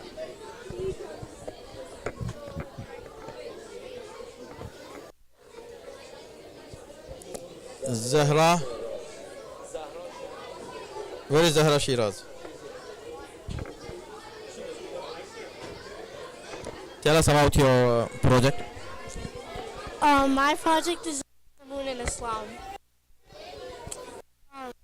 Verses in the Holy Quran state that in Surah Al-Anam, meaning castle, he is the clever of daybreak and has made the nights for rest and the sun and moon for calculations. This is the determination of the might and the knowing. He has made the day time a period where people do work, and at night when you see the moon, that is Allah's sign that the believer should take rest. Hadith about the moon in Islam. Imam Jafar As-Sadiq was only 11 years old when he debunked the theory where people believed the sun, moon, and other planets in the solar system moved around the earth. Verses in the Holy Quran explained. Surah Al-Baqarah. Allah has revealed this ayat commanding the Prophet to tell about the effects of the moon and what the different shapes mean. The moon is around 200,855 miles away from Earth, which is about 30 Earths away. During a lunar eclipse, the Earth comes between the moon and the sun, blocking any light from reaching the moon. The reason why the moon looks red is because the Earth absorbs some of the sun's light and leaves a red color behind. During a solar eclipse, the moon gets in the way of the sun's light. It casts a shadow on Earth. Because this happens, it gets dark during the day. And these are the names of the faces. MashaAllah. What do we do when there is eclipse, moon eclipse? We read a namaz. Yeah. Beautiful. Thank you. Jazakallah. Samana Imam. Tell us about your project, please. My project is on fingerprints in Islam and science. And so what fingerprints are basically patterns in your skin made up of ridges and valleys. And ridges in a fingerprint are the raised lines, and valleys in a fingerprint are the lines in between the ridges, as the white lines you can see here. And no matter what happens, even if you get cut or anything happens to you, your skin will go back in the same way and your fingerprint will always stay the same throughout your whole life. Some uses for fingerprints are they are used to unlock phones, iPads, or computers. Also, fingerprints can be used for security doors or safes. Also, fingerprints are used in criminal labs, in criminal investigations, because mashallah, Allah has made everyone's fingerprint different out of the billion people in the world. Everyone's fingerprint is different. No one's is the same. And so in Islam, there's a Quran called Surah, and it talks about the judgment, the day of judgment, and how we'll be resurrected after we die by Allah.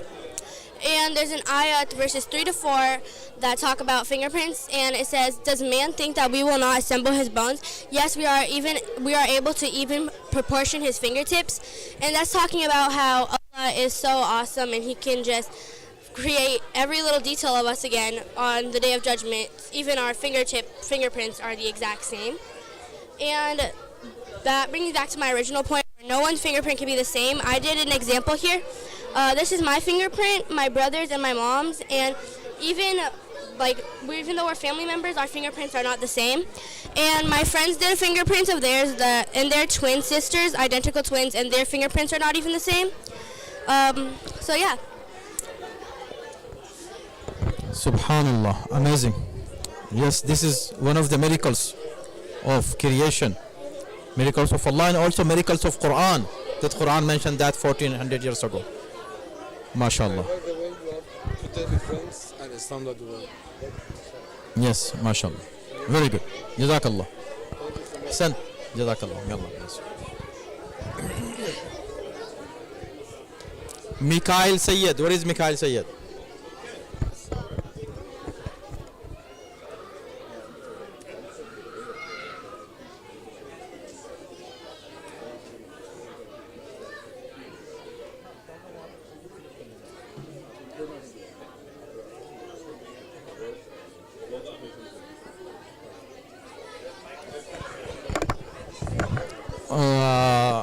Okay, so Mikhail Sayyed, Assalamu alaikum wa rahmatullahi wa barakatuh. Tell us about your project. My project is about outer space, and and it was mentioned in the Quran 1400 years ago. Yet till this day, scientists are still discovering it.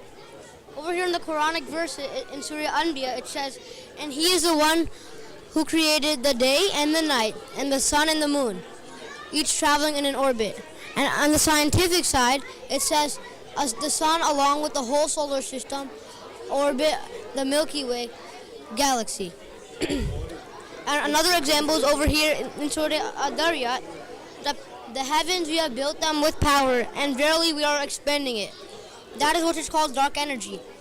Dark energy is making the universe expand at an accelerating rate on the scientific side. So this is these are just a few verses, and there are more verses on over there. Oh, you have that also, mashallah. So, what do you want to explain here? Yeah, so these are all the planets in their rotation, and Earth, it's placed perfectly. Okay. If it was any closer or any farther, we wouldn't be able to survive. We should thank Allah for putting us in the right spot. And this is how we know Allah is real, because nobody can be so perfect. And this is also the beauty of Allah subhanahu wa ta'ala. And we should always thank Him and always admire His work. MashaAllah. MashaAllah, very good project, very good explanation. Jazakallah. Thank you. Ahsant. Ahsant, Mikhail.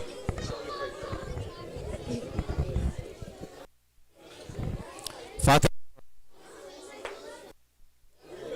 So, can you explain your project? What is it? My project is pork in Islam. Bismillah. I wanted to search out pork in Islam. I wanted to do this project because I was like, why are we forbidden to eat pork? Why does the Quran say we're forbidden? And I found out that there's something called tobu. It's everywhere. Tobu is a type of food that some cultures forbid, like cats and dogs and horse meat. We forbid cats and dogs and horse meat, but some people in East Asia, they eat it, and that's not considered tobu. And to some Indians, that cow meat is tobu, as their belief that it's a holy animal. And pork, it's based on Islamic laws, and it's in other Arabic countries as well. And in science, although in small quantities of under 70 grams a day, red meat is not harmful to your health. But pork is associated with the scientific risk of several conditions, including diabetes, heart diseases, and several types of cancer. And processed pork can be also found in many other forms, such as gelatin and treatments such as radiation, which supposedly kills bacteria. And pork might seem even cleaner, but it's not. But the fact remains that the meat still comes from an animal Muslims are forbidden to eat. And in Surah Baqarah, ayah 172, it says, "O you who have believed, eat from the good things which we have provided for you, and be grateful to Allah if it is indeed Him that you worship." And there's many others, but these are the three I picked, and this is, Yeah. And I was gonna do an experiment, but it was kind of disgusting because if you put pork inside a plastic container or anything like that, and then you put So for the students, if Molana and the judges have come to your project already, make sure you are prepared for the Namaz. If you need to do wazoo still, please go ahead and do that. And start gathering in the prayer hall. We normally read Zohar and Namaz in the women's hall. So again, in 15 minutes, we will start Namaz. And then right after Namaz, we'll have our award ceremony, followed by lunch. And if you put pork inside a plastic bag or something, and then you put Coke or Pepsi, it will take out all the dirt and like the green stuff will come and all that. It was too disgusting. So, yeah. Jazakallah khairan. Thank you so much, Fatima. MashaAllah, Fatima. Amazing. Very good. So the conclusion is that anything that Allah says, don't do it. Don't do it. It is in your benefit. And if you do it, it's going to be harmful for you. So Allah subhanahu wa ta'ala said, don't eat pork. It means there should be something harmful for us. That's why he said, don't do it, right? Don't eat it. They also eat everything in the mud. They lay in mud. They poop in mud, and they eat everything. MashaAllah, MashaAllah. So now you are able to explain to other people as well why Islam says no. Perfect. Amazing, amazing. MashaAllah. Oh my God, look to here. Science of genes. Come on. See, so this is some, okay. She's talking about jinn. Okay, Aya Fatima Raza. Assalamu alaikum. Okay, tell us about your project. The project is science of jinns. And so over here, this is the trophic pyramid. This is one I made, and so there's multiple levels. First, it's like the plants, then the insects that eat the plants, and then the stuff that eats the insects, and then the things that eat all of them. So in your project, showing the jinn pictures, I like this one the most. No, I'm just joking. Okay, go ahead. So over here, the sunlight enters here, and so first I'm gonna say this ayah from Surah Rahman. So it says the sun and the moon are disposed calculatedly, and over here it says, and the earth he laid out is for mankind. Now, this trophic pyramid, when the sunlight goes to the plants, then when something eats the plants, it gets like the energy is like it turns into 10%, then 1%, then 0.1%, then 0.01%. But energy does not get destroyed. So where does all that energy go? So I think it goes in the jinn's world, and I found this hadith from the Prophet. So a jinn is asking the Prophet for food, and the Prophet says, you will have every bone on which the name of Allah has been mentioned. When it falls into your hands, it will be covered with flesh, and the dung of the camels is fodder for your animals. So it basically means when stuff decomposes, it goes to the jinn's world. There's also an ayah here. So you know decomposers, they decompose things and make it into dirt, and we're made from like clay, which is like from dirt. So we're from the decomposers, and then over it says he created man out of dry clay like the potters. And over here, this is the energy lost as heat, and it says and created the jinn out of flames of fire. Subhanallah, Subhanallah. Very good, MashaAllah. MashaAllah, good job, good job. Great, may Allah subhanahu wa ta'ala bless you. Very unique topic, MashaAllah. It's not easy to explain this, but you did good job, MashaAllah. explaining and presenting this project, mashallah, and this topic, science of jinns. How long takes time to prepare this project? We actually did it just last night. Last night. Last night. How many hours it takes? Maybe 4 or 5. It took about 8 hours. 8 hours, yeah, mashallah. Good job. May Allah bless you. Jazakallah. Thank you. Sent. Mashallah.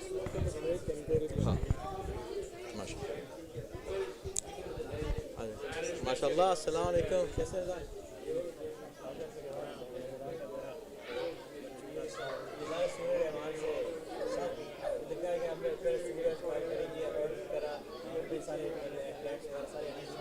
अब इसमें sign ये होता है कि या ये energy वापस decompose होकर हमारे वर्ल्ड में चला गई या वो डेसिपेटेड ऐसी तो हदीस में ये है कि वो जो एनर्जी हीट में जा रही है वो उस दुनिया में जा रही है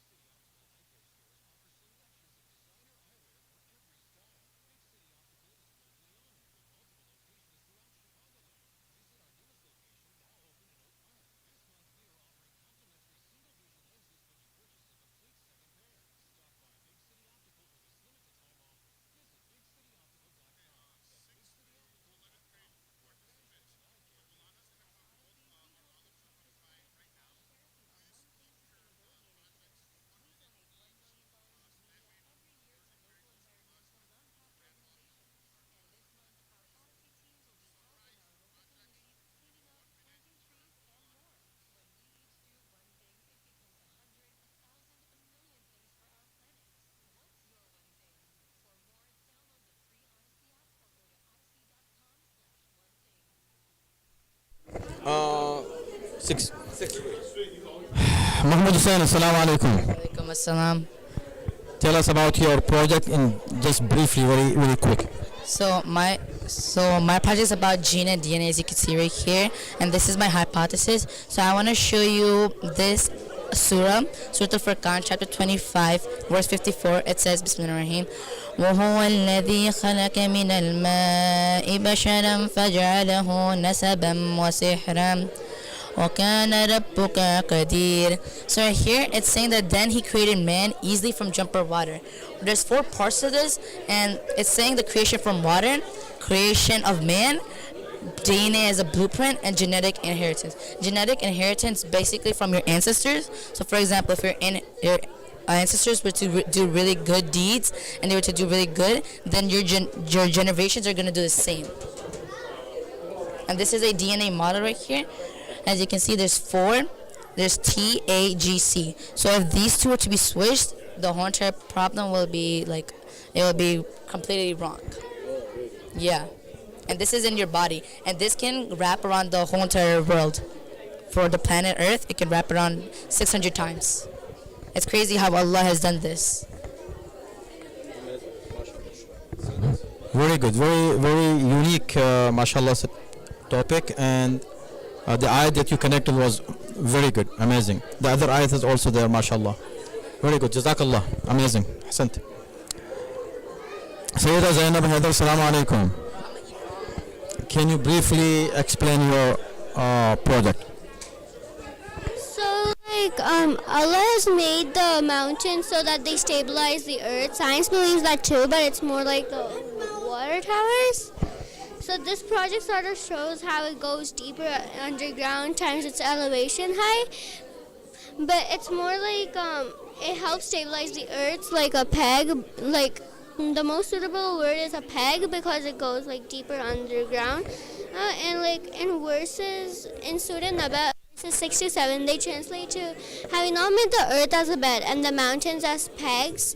And like in Surah Naziat, verse 32, and the mountains he has fixed firmly. This sort of shows how the mountains stabilize the earth because like Mount Everest is 9 kilometers above ground, but underneath the ground it's like 125 kilometers lower than. So this shows how it's like goes underground to stabilize the earth and how Allah has done this. MashaAllah, amazing. Yeah, well, Jibala them like nails in the, yes, very good, fixed. Jazakallah, beautiful. MashaAllah, Zahra Khan, Assalamu alaikum. Briefly tell us about your project. Sure, alaikum salam. So today I did solar eclipses. So I can just explain it in the experiment. So over here we have the phases of the moon, and as they go around at the new moon phase, when the moon is directly in the middle of the earth and the sun, that's the sun, it casts a shadow onto earth, causing us to see a dark sky like on April 8th, like we saw. And so, yeah, I don't want to take too much of your time, so. Okay. Yeah. So what you do is how you connect to Islam. So I have the Quranic reference here in Surah Takwir, ayah 1 and 2. And I have 2 hadiths from the Prophet. And I have And what you do when it happens? So when a solar eclipse occurs, there's a namaz called namaz ayat. And it's like a mandatory namaz that you must pray. And fun fact, the reason why it's called namaz ayat is because the solar eclipse is a sign from Allah. So that's why we must bow down in prostration. Yes. Thank you. Beautiful, amazing, very good. Jazakallah. Sent. Is this your project or? No. Right. Okay. Okay, Rida. Tell us about your project. So my project was about genetics and genetics. And this entire project tries to get people to understand the basics of genetics, such as heredity, DNA, double helix, genes, and genetics. And I also have some experiments that the scientists conducted, so that they could figure out all of this information that we know today. But if they would have just read the Quran, then they would have already known that this was all in the Quran thousands of years ago. Just read just one ayat, this one. Yeah, okay. الذي خلق فسواك فعدل لك. Who created you, fashioned you, and perfected your design. Perfected your design, mashallah. Very good. Yes, amazing. Alhamdulillah. Jazakallah. Very good. Good topic. Good topic. MashaAllah. Stand up right, yes. Azan Mahdi, Assalamu alaikum, rahmatullahi wa barakatuh. Tell us about your. Walaikum salam. I'm going to be talking about natural phenomena. So, I'm going to talk about science first. A natural phenomena can be detected by the senses and is not man-made. Some examples are rainbows, thunder, and biological decomposition of food. Some facts are the largest earthquake ever recorded anywhere in the world was in Chile. It was 9.5 on the monument magnitude scale. The resulting tsunami caused damage over 9,000 miles away on the California coast. There are approximately 1,900 active volcanoes. About 90% of them exist in the ring of the Pacific Ocean. The Honghe River in China has been responsible for some of the most lethal floods in history. The first flood took 1931. The deaths from the flood are estimated to range from 1.5 million to as many as 4 million. The largest. Good job. What just give the reference number. Do you mention any ayat here? Yeah. Surah Talat Boon, ayat 7, Surah Rad, ayat 31. And, huh? Oh, no disaster strikes except by permission of Allah, and whoever believes in Allah, He will guide his heart, and Allah is knowing of all things. Beautiful. Jazakallah. Very good. Ahsan Azan. May Allah bless you. Okay, Basirat Fatima, assalamu alaikum. Okay, so just everybody is watching you and hearing you online, so give us brief in 1 minute, explanation and introduction of your topic. Okay. So assalamu alaikum. My topic is microbiome and metabolism. Microbiome, what it is. It's a home for things inside our bodies, such as germs, like microorganisms. They're microscopic, so you can't see them with the naked eye. And the microbiome is located over here. How's it related to the Quran? Quote, the body is like soul is a gift from God. And Imam Jafar As-Sadiq was a scientist himself. He was also a teacher. He studied the human body. That's why I brought all of this up, since he studied the human body. Metabolism. Systems, we all have systems in our body, such as circulatory, digestive, respiratory, cells in the body, and glucose storage. Molecules, we have glucose, amino acids, oxygen, fiber, protein, and starch. The definition is a group of atoms combined together. Here's a picture from the simulation. This is the simulation, technically one of my sources. So I used this. You can see that the molecules are moving around. These are all systems. So digestive, circulatory, respiratory, and the cells in the body, and glucose storage. The last thing I wanted to talk about is cellular respiration.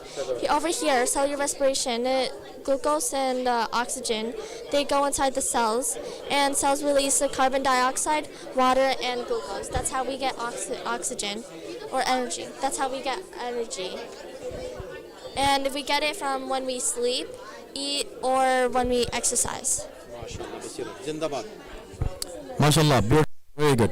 Jazakallah. So you have the references as well, and very good connection to Quranic ayat and Islam. Jazakallah. May Allah bless you, inshallah, and increase your knowledge. Jazakallah. Mehdi Hussain, assalamu alaikum. Briefly.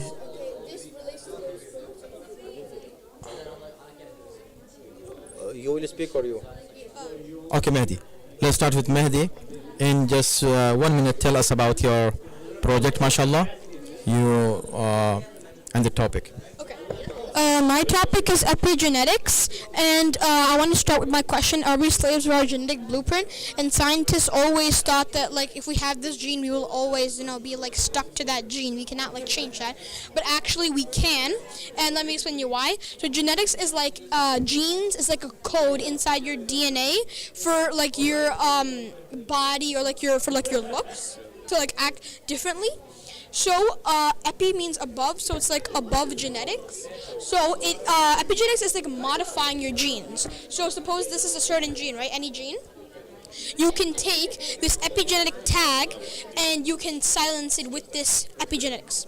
So there's three main ways where epigenetics is shown, but we'll be focusing on two today. And those two are DNA methylation and histone modification. DNA methylation is where you have the DNA here, and then this epigenetic tag goes straight on the DNA to suppress that certain gene.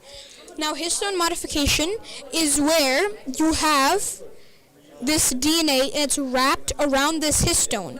Now, these genes right here, and the histone's like a protein ball that needs to be in these DNAs to be wrapped around it because this is like really long and tall. So when this gets wrapped around here, right, it becomes really, if it's really tight, that will cause the DNA, these little parts of the genes, they cannot be read because it's too tightly wrapped. But when these little acetyl groups come on, which are epigenetic tags, they unwind this DNA, and that causes causes these genes to be read. Now you know the two ways. Like there is 5 main ways that you can change your epigenetics. That will be exercise, environment, your diet, emotional health, and nurture. So the nurture would be like your parents. This was a lab study, and this baby rat was getting groomed by his mother, and the demethylation of this GR gene, which means the tag is coming off of it, made this rat more happy and mentally stable throughout his life. But then he did not get groomed, and this remained methylated, which on here, and the GR gene was off. So that means that he was anxiety and bad stuff like that. Diet, the normal. If he was having a bad diet, be obese. But he had a good diet, then he would be lean and healthy, and he is more prone to disease. Sorry. I know you have, mashallah, very good information, and you have more information to share. Yeah. But we have very little time. Sorry for that. But mashallah, very good topic. Epigenetic. Do you know how many epigenes we have in our body? Is there a number for that? Number? I'm not sure, but we do gain them. We can take it and gain them. So. Okay, very good. Jazakallah. Amazing. Very good. Jazakallah. Ahsant. Okay, Ali Asghar. Tell us about your project. Assalamu alaikum, Maulana. So, my project is about fragrance related to science and Islam. So, my first question about fragrances was, how does fragrances affect people? My hypothesis was that I think that different types of fragrances make people feel very different. Okay, so I'm gonna do. So these are my this is my research. Many studies describe that the inhalation of fragrances highly affect the brain function, since the fragrance compounds are able to cross the blood-brain barrier and interact with the receptors in the central nervous system.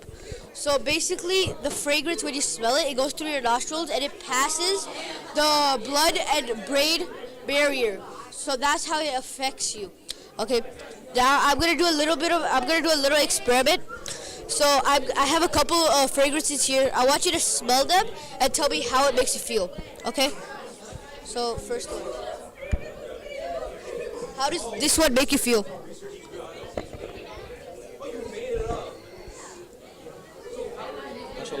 How does it make you feel?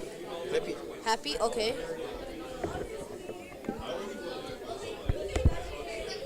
This one. Hungry. Hungry. Just joking. So good. Okay. Very good. Is there any hadith about the fragrance? Yeah. So I have a quote from Imam Ali and a Quranic ayah.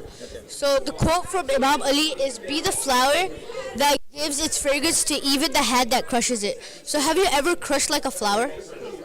And you smell the flower. You smell your hand. It has the scent of the flower. So that's basically what that means. And then in Surah A'la, ayat number 8, وَيُنَسِّرُكَ لِلْيُسْرَى, and we will ease you towards ease. You might be wondering, how does this relate to fragrances. So you know how some of these make you feel at ease or calm, right? Yes, calm. So that's what that refers to. MashaAllah. Good job, Azgar. Good. And good explanation, mashallah. Very well. Good job, good job, good job. Sayyid Ali Abbas Kazmi, he's not here? Sayyid Ali Roshan Zaidi. So who is doing? You both together? Okay, Roshan Zaidi and Ali Abbas Kazmi. Okay, so we have very little time, but please explain in brief. So our topic for this is the speed of light. Our topic for this is the speed of light. So first question is like, why would the speed of light be like important to like talk about? Like, why is it even relevant? Speed of light is used in everything. This projector right here, the light, the rays that the sun gives us to our earth, that's the only reason we're surviving right now. From this, the heat that the sun provides from his rays. Next slide. We're going to be pretty brief. Okay. This is in miles per hour, but the speed of light is about 186,000 miles per hour. Next slide. I'm going to explain this later, but in the Quran, it measures the speed of light in 12,000 lunar orbits. We're going to be doing it in lunar years. There's 12 lunar orbits in 1 year. Next slide. Well, a lunar orbit is the moon going around the Earth one time, so one full moon, and it happens once a month. There's 12 months in a year, so that's 12 lunar orbits. This was a complicated math formula that we did on paper, but when we plugged in 12,000 years, it actually matched up exactly to what the speed of light is today. But we converted it to kilometers per second. The difference was there was only a 0.01% difference in there. Actually less than that, but that's just approximate. It could be different because of the science. Yeah. It's not that accurate. It's a different aspect. The Quran, I think. Yeah, I'm pretty sure the Quran goes by the lunar calendar, and the scientists mostly go by the solar calendar. So when we did the measurements, it was the same. And I read this.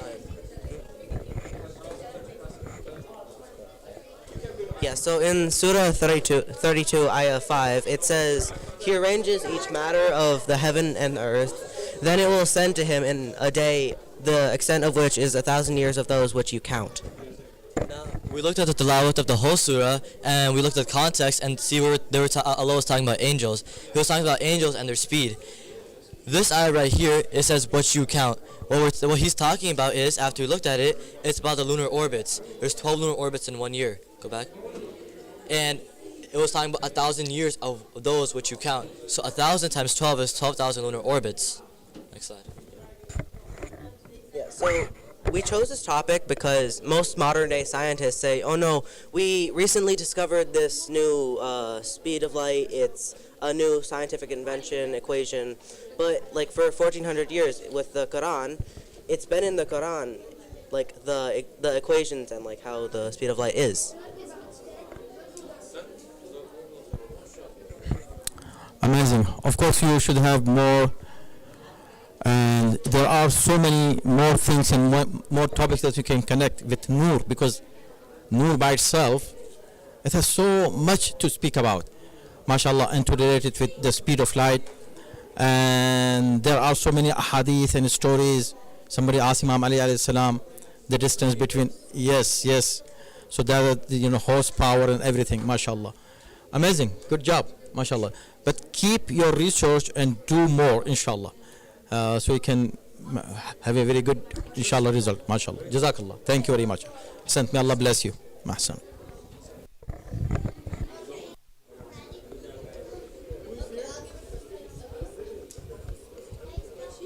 Sakina Rizwi. You're coming, otherwise we eat your dead. Sakina. Let's go here. Farwa Zaidi.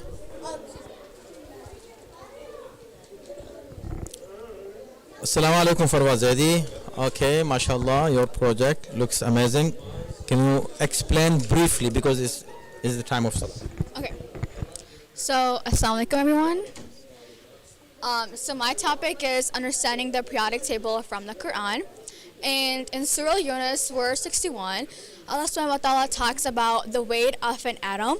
And that's how I related that surah to my entire topic about the weight of an atom, like chemistry, and how our daily life elements are being used get compared to the surah that Allah is talking in the Quran.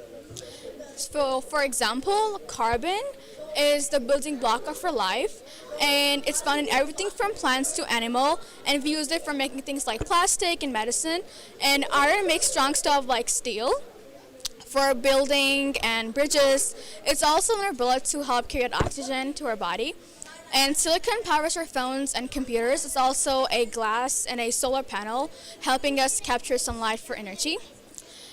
And understanding the elements are here. So by comparing the weight of different atoms, we understand their behavior and their functions. And for example, every single element in the periodic table is different, and with their weights and how many protons they have and how many neutrons they have. And so yeah, that's my topic. Amazing. Wow. Very good topic and really a unique topic. MashaAllah. Jazakallah. Thank you very much. MashaAllah. Sayyida Abiha, alaykum assalam. Tell us about your project. So my project was regarding the human anatomy and how there are a lot of Quranic verses that prove stuff that we are learning in this century. And it was basically revolving around that. So there's this ayat in Surah Nisa, it's ayat number 56, and it talks about the punishment disbelievers will face. But it also signals towards pain receptors being found in our skin and their desensitization, because Allah says that He'll make the skin over and over again, because at one point the pain receptors in your skin, they desensitize, they stop feeling anything if you expose them to something for too long. So that's what that word signals towards, and we're finding that out we found out 100 years ago or something, but Allah told us 1,000 years before we could ever. Another thing is our creation from clay. This is spoken a lot in when we come. It's spoken a lot in Islamic settings that we have been created from dust, and it's from God. We're created to Him will return law. But a lot of scientists were skeptical about it until the 18th century, the 19th century, where dissections were allowed on human beings after their death. It was basically on criminals, but they allowed dissection. So we found a lot of components in clay that are also there in the human body. And Imam Jafar As-Sadiq actually mentioned that four elements are found in high quantities, 8 in lesser than that, and 8 in very, very small quantities. And you can actually see that now. And it's really relevant today because you figured this out now, and he told us that 1,000 years before. And these are the sources. This one's basically a medical textbook, and this one is a science paper. And the translation was from Ayatul Zabatbai. And yeah, that's basically it. Thank you. Very good, very good, very good, mashallah. Very good topic, very good explanation. Jazakallah. May Allah bless you. Sister Khadija Ali, Assalamu alaikum. Tell us about your project. You want a 1 minute summary, right? Yes. As soon as possible. Okay. So my topic for today is the theory of time dilation, which relates to Einstein's theory of relativity. But ultimately, I'm going to connect it to the Zuhur of Imam Zaman.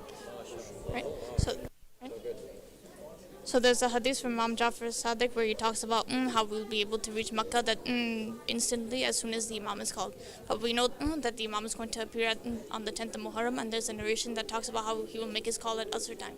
But we know that at Asr time on the 10th of Muharram, we're in the masjid doing the Azadar of Imam Hussain al-Islam, and we're in Chicago. So there has to be some sort of way for us to reach Imam instantly in Makkah.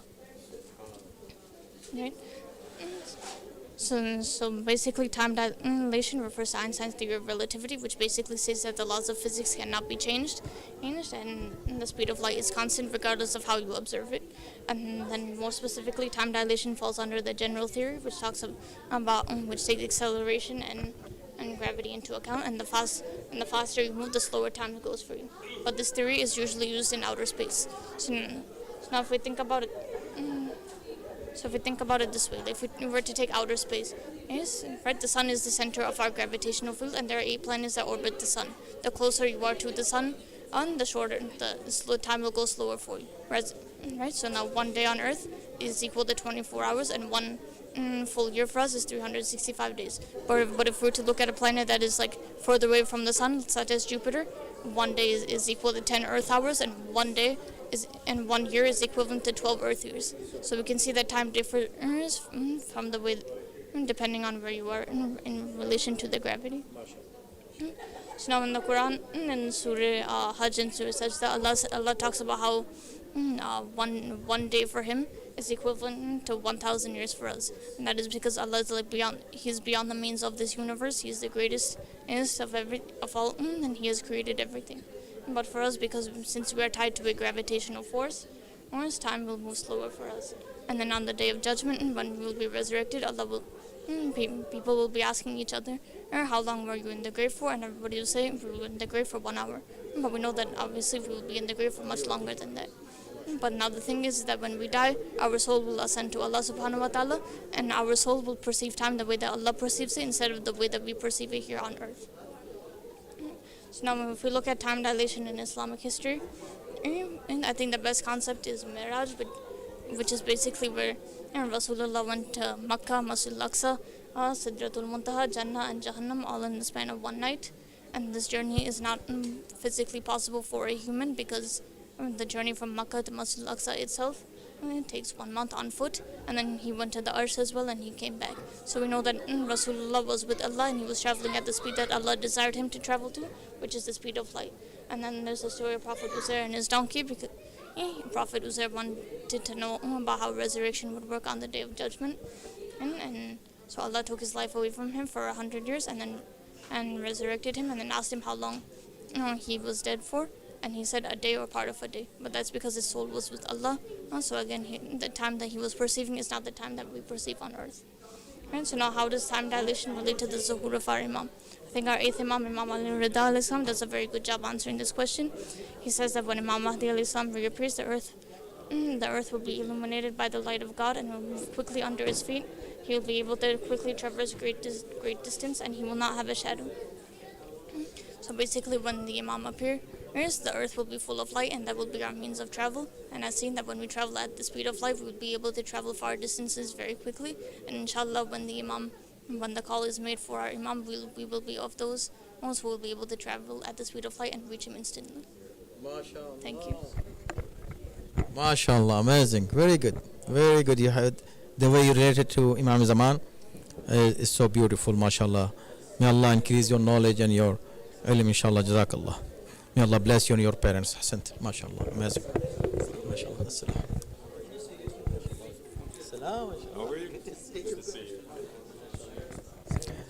Okay, so we are almost done and we are going to have a break for Salat, inshallah. I hope everyone who was watching online enjoyed these amazing presentations, and everybody I know may have wishing that they have more, they had more time to listen to the students. Jazakumullah khair jaza. Salawat Muhammad wa ali Muhammad. Allahumma salli.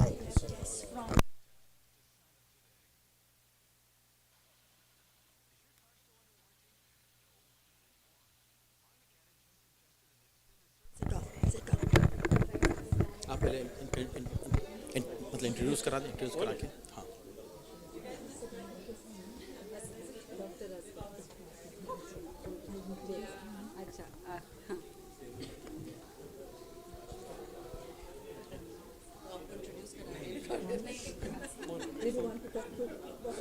experience about the thing? أشهد أن لا إله إلا الله. Assalamu alaikum. My name is Dr. Asghar, and I from Dearborn to attend this beautiful science fair. Alhamdulillah, this is a great honor to be here and see all the children, and mashallah, the ulama has set up this I think that basically, as you know, world over, that today, alhamdulillah, the faith of Ahl Bayt, the school of Ahl Bayt is ruling from east to west. People are waking up to the reality. True faith is the Shia faith, and alhamdulillah, we are proud that our Imam were scientists. They were fully, aware about the realities, and his great student like Jabir bin Hayyan was the founder of modern chemistry. Unfortunately, we have not introduced Islam in this way for a long time. It's time, inshallah, to wake up and then be in the mainstream, because Shia faith emphasizes on knowledge, just as the Prophet said, Ali is the door of knowledge and I am the city of knowledge. Alhamdulillah, this center, which is Husaini, is in true sense is a Husaini, and is spreading the teachings of Imam Hussein in a practical way. And it was a great honor to see some of the best talented children here.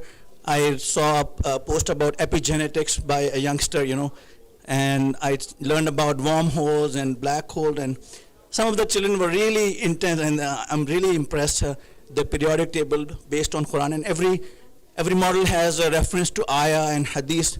Alhamdulillah, future is bright with these children. Inshallah, they will be becoming the future leaders of the community, and I think we should spread our faith to our non-Shia school of thought and spread our teaching, as humanity is one, and we are living in the rule of Imam Zaman alayhi salam. I think he is our leader, and inshallah our great marajin, Agha Sistani and Agha, they're leading the entire Shia community. And look at the world over, the enemies even acknowledge that faith is with the Ahl Bayt, inshallah, and Quran. So this, inshallah, let's keep it up, inshallah.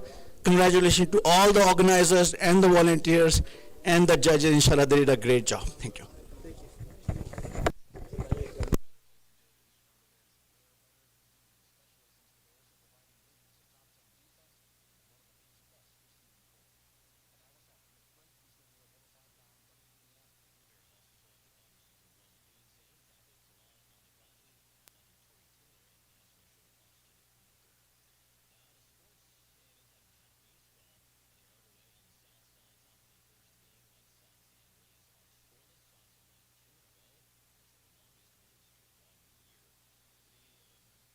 الرحمن الرحيم اللهم كن لوليك الحجة ابن الحسن وعلى آبائه وفي كل ساعة وقائدا وناصرا وعينا حتى وتمتعه فيها طويلا برحمتك يا أرحم الراحمين. Recite aloud salawat please. اللهم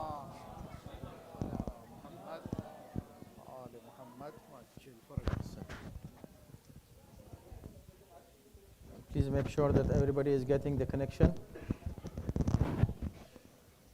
Connection for Jamaat Salat.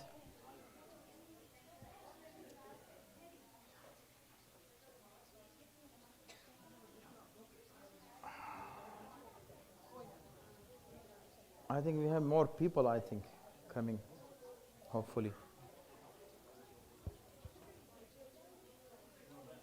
Girls, can you please go one line behind, because I think many men are going to come and join us. Thank you. Just one line.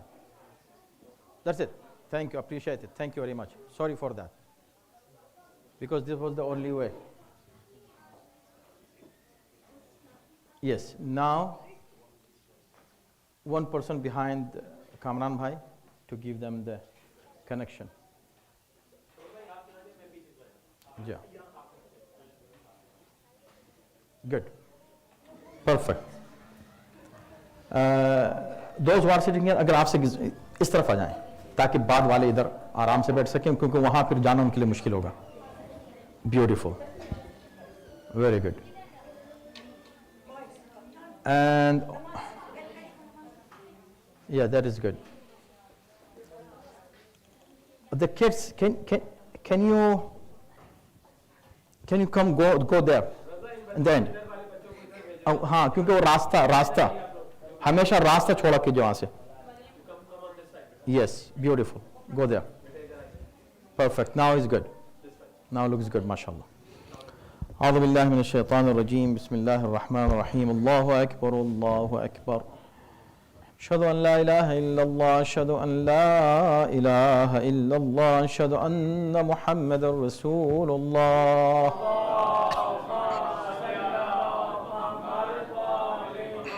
أشهد أن محمد رسول الله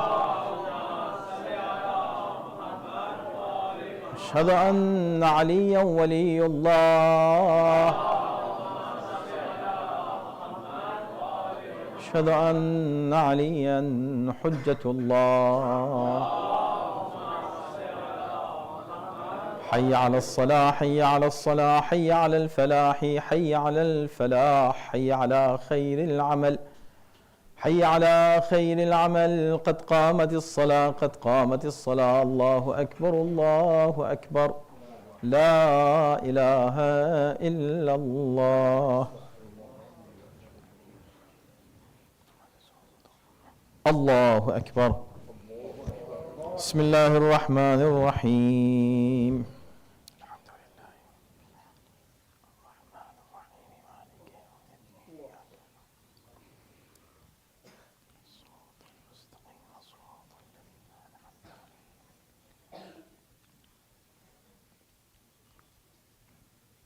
بسم الله الرحمن الرحيم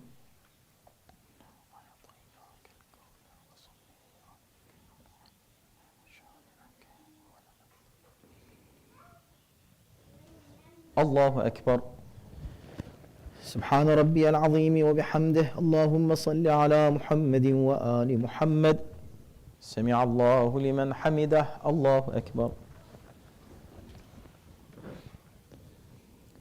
سبحان ربي الأعلى وبحمده اللهم صل على محمد وآل محمد الله أكبر استغفر الله ربي وأتوب إليه الله أكبر سبحان ربي الأعلى وبحمده اللهم صل على محمد وآل محمد الله أكبر بحول الله وقوته أقوم وأقعد بسم الله الرحمن الرحيم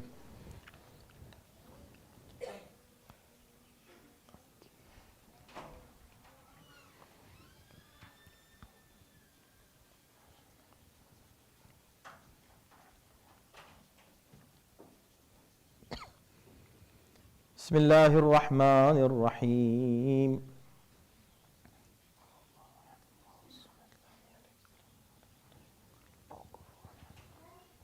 الله أكبر اللهم صل على محمد وآل محمد ربنا آتنا في الدنيا حسنة وفي الآخرة حسنة وقنا عذاب النار بجاه محمد وآله الأطهار رب صل على محمد وآل محمد وعجل فرجه واحشرنا معهم الله أكبر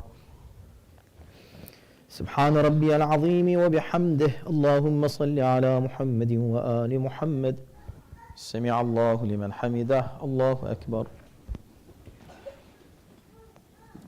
سبحان ربي الأعلى وبحمده اللهم صل على محمد وآل محمد الله أكبر استغفر الله ربي وأتوب إليه الله أكبر سبحان ربي الأعلى وبحمده اللهم صل على محمد وآل محمد الله أكبر الحمد لله أشهد أن لا إله إلا الله وحده لا شريك له وأشهد أن محمدا عبده ورسوله اللهم صل على محمد وآل محمد وتقبل شفاعته في أمته وارفع درجته بحول الله وقوته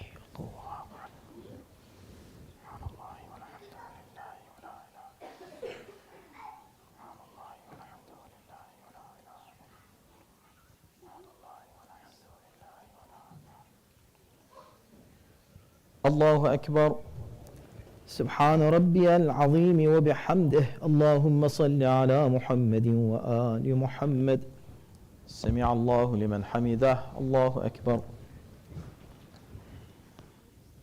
سبحان ربي الأعلى وبحمده اللهم صل على محمد وآل محمد الله أكبر. أستغفر الله ربي وأتوب إليه. الله أكبر. سبحان ربي الأعلى وبحمده. اللهم صل على محمد وآل محمد. الله أكبر. بحول الله وقوته أقوم وأقعد.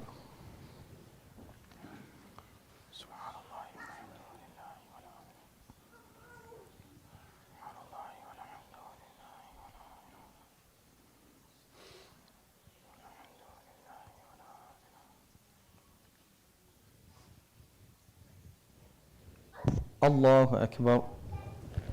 سبحان ربي العظيم وبحمده. اللهم صل على محمد وآل محمد. سمع الله لمن حمده. الله أكبر. سبحان ربي الأعلى وبحمده. اللهم صل على محمد وآل محمد. الله أكبر. أستغفر الله ربي وأتوب إليه. الله أكبر. سبحان ربي الأعلى وبحمده. يا لطيف ارحم عبدك الضعيف. رب صل على محمد وآل محمد وعجل فرجه. الله أكبر. الحمد لله. أشهد أن لا إله إلا الله وحده لا شريك له وأشهد أن محمدا عبده ورسوله. اللهم صل على محمد وآل محمد. السلام عليك أيها النبي ورحمة الله وبركاته. السلام علينا وعلى عباد الله الصالحين. السلام عليكم ورحمة الله وبركاته. الله أكبر. الله أكبر. الله أكبر. اللهم صل على محمد وآله. أعوذ بالله من الشيطان الرجيم. بسم الله الرحمن الرحيم. إن الله وملائكته يصلون على النبي يا أيها الذين آمنوا صلوا عليه وسلموا تسليما. اللهم صل على محمد وآل محمد. اللهم صل على محمد وآل محمد. اللهم صل على محمد وآل محمد. All together. بسم الله الرحمن الرحيم. اللهم كن لوليك الحجة ابن الحسن صلواتك عليه وعلى آبائه في هذا الساعة وفي كل الساعة وليا وحافظا وقادا وناصرا ودليلا وعينا حتى تسكنه عندك توعا وتمتعه فيها طويلا برحمتك يا أرحم الراحمين. اللهم صل على محمد وآل محمد. سن.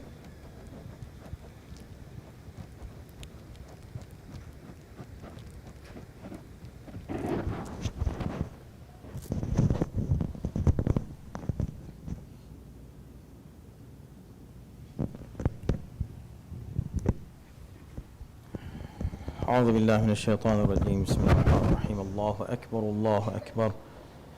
أشهد أن لا إله إلا الله. أشهد أن لا إله إلا الله. أشهد أن محمد رسول الله.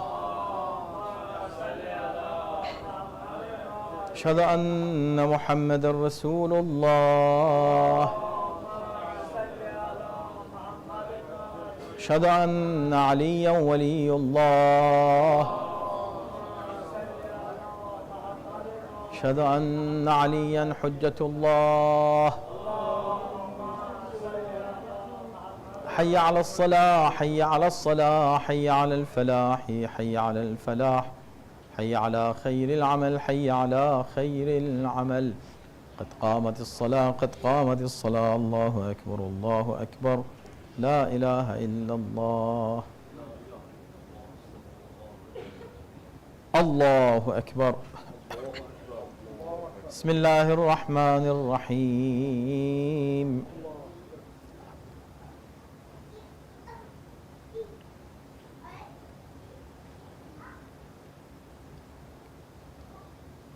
الصراط المستقيم. الصراط الذين أنعمت عليهم.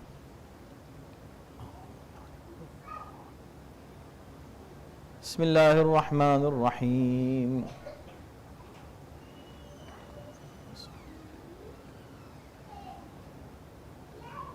الله أكبر. سبحان ربي العظيم وبحمده. اللهم صل على محمد وآل محمد. سمع الله لمن حمده. الله أكبر. سبحان ربي الأعلى وبحمده. اللهم صل على محمد وآل محمد. الله أكبر. استغفر الله ربي وأتوب إليه. الله أكبر. سبحان ربي الأعلى وبحمده. اللهم صل على محمد وآل محمد. الله أكبر. بحول الله وقوته أقوم وأقعد. بسم الله الرحمن الرحيم.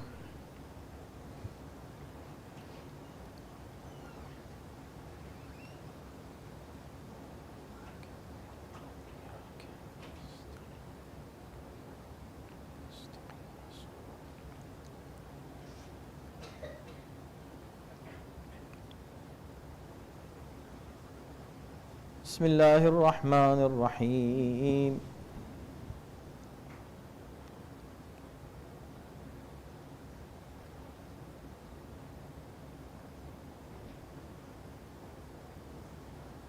الله أكبر. اللهم صل على محمد وآل محمد. ربنا اغفر لي ولوالدي وللمؤمنين يوم يقوم الحساب. رب ارحمهما كما ربياني صغيرا. رب إني مغلوب فانتصر. رب صل على محمد وآل محمد وعجل فرجه واحشرنا معهم. الله أكبر. سبحان ربي العظيم وبحمده. اللهم صل على محمد وآل محمد. سمع الله لمن حمده. الله أكبر. سبحان ربي الأعلى وبحمده. اللهم صل على محمد وآل محمد. الله أكبر. استغفر الله ربي وأتوب إليه. الله أكبر. سبحان ربي الأعلى وبحمده. اللهم صل على محمد وآل محمد. الله أكبر. الحمد لله. أشهد أن لا إله إلا الله وحده لا شريك له وأشهد أن محمدا عبده ورسوله. اللهم صل على محمد وآل محمد وتقبل شفاعته في أمته وارفع درجته بحول الله وقوته.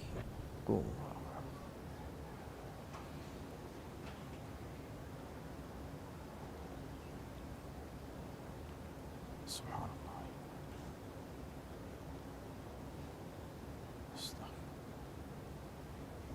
الله أكبر. سبحان ربي العظيم وبحمده. اللهم صل على محمد وآل محمد. سمع الله لمن حمده. الله أكبر. سبحان ربي الأعلى وبحمده. اللهم صل على محمد وآل محمد. الله أكبر. استغفر الله ربي وأتوب إليه. الله أكبر. سبحان ربي الأعلى وبحمده. اللهم صل على محمد وآل محمد. الله أكبر. بحول الله وقوته أقوم وأقعد.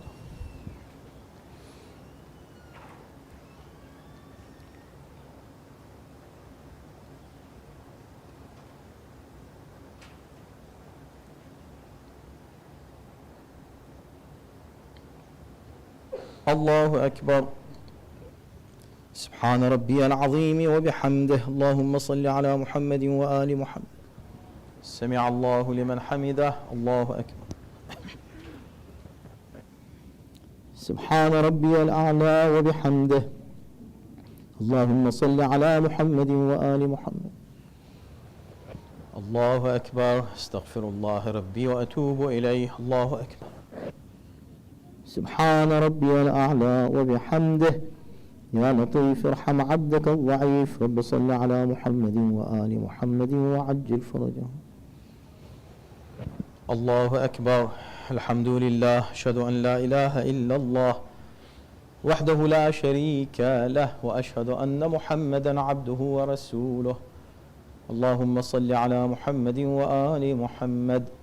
السلام عليك أيها النبي ورحمة الله وبركاته. السلام علينا وعلى عباد الله الصالحين.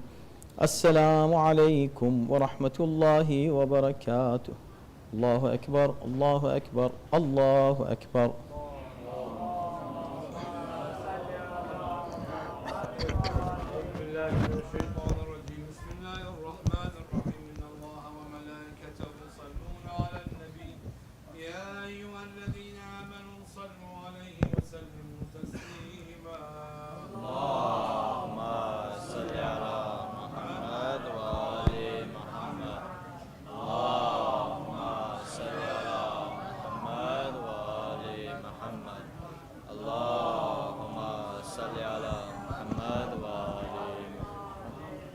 أعوذ بالله من الشيطان الرجيم. بسم الله الرحمن الرحيم. اللهم صل على محمد وآل محمد. أستغفر الله الذي لا إله إلا الله الحي القيوم الرحمن الرحيم ذو الجلال والإكرام، وأسأله أن يتوب علي توبة عبد ذليل خاطئ فقير بائس مسكين مستكين مستجير، لا يملك لنفسه نفعا ولا ضرا ولا موت ولا حياة ولا نشورا. اللهم إني أعوذ بك من نفس لا تشبع، ومن قلب لا يخشى، ومن علم لا ينفع، ومن صلاة لا ترفع، ومن دعاء لا يسمع. اللهم إني أسألك اليسرى بعد العسر، والفرج بعد الكرب، ورخاء بعد الشدة. اللهم ما بنا من نعمة فمنك، لا إله إلا أنت، أستغفرك وأتوب إليك.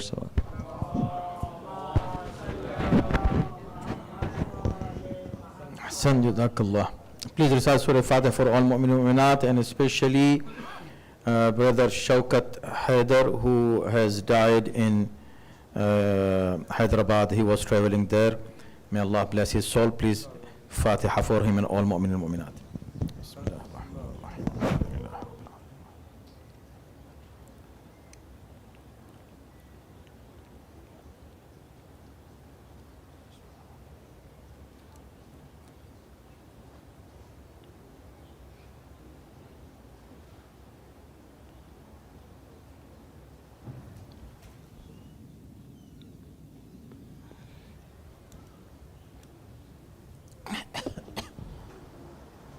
صلى الله عليك وعلى يا أبا عبد الله. السلام عليك يا ابن رسول الله. السلام عليك وعلى جدك وأبيك وعلى أمك وأخيك وعلى الأئمة المعصومين من ولدك وبنيك. السلام عليكم جميعا ورحمة الله وبركاته. السلام عليك ولا يا غريب الغرباء. السلطان علي بن موسى الرضا، عليك التحية والثناء ورحمة الله وبركاته. السلام عليك ولا يا صاحب العصر والزمان. الأمان الأمان الأمان. السلام عليك يا شريك القرآن. السلام عليك يا خليفة الرحمن.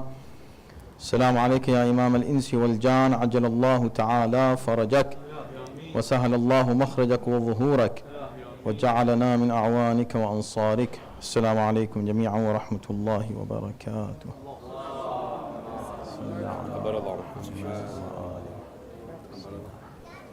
Okay, everyone, if we can, once you do Masafa with the Alims, if you can stay in this hall, we're going to begin our awards and recognition ceremony right away.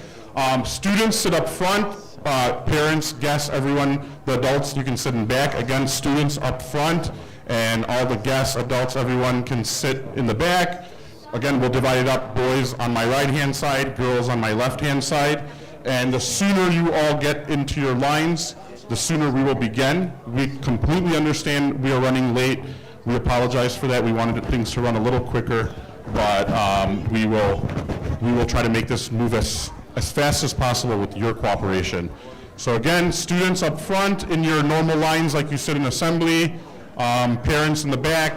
Any judges that are still here, we know some judges had to leave, but judges, please stay here. We will be recognizing you as well. Again, we will move as fast as possible. We will expedite this ceremony so that way we don't delay it any further. And right after this, we will have lunch. Again, we were trying to have lunch a little earlier. We apologize that got delayed naturally for multiple reasons.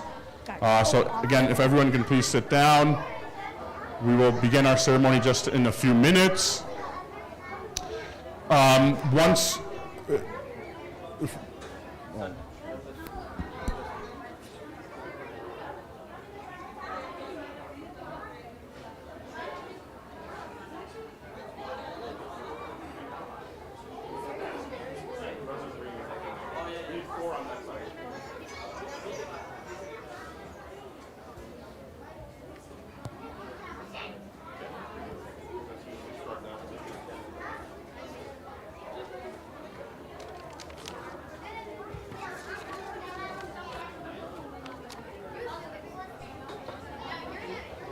Okay, again, just a few, 2 more minutes, and then we want to begin. So again, students, please start quieting down, and everyone, please gather in the new hall, the new upper level hall, so we can begin our ceremony for the awards and recognition.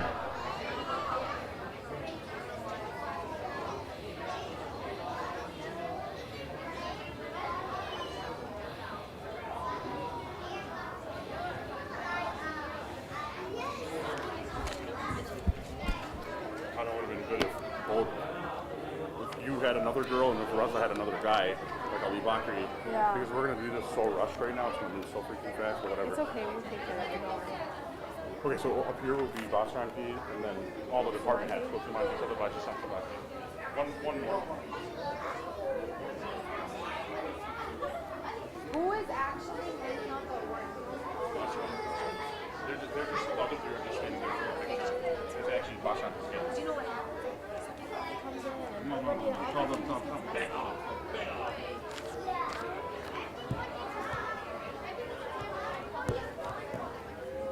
So what was the thing again? Or underneath. And then Not the one in the box. it's in these boxes. The one that's laying down is a generic one. That's what I got for us to keep for our record, although now we're going to have a lot of ones. Okay. And then it's 8th grade. The one first place.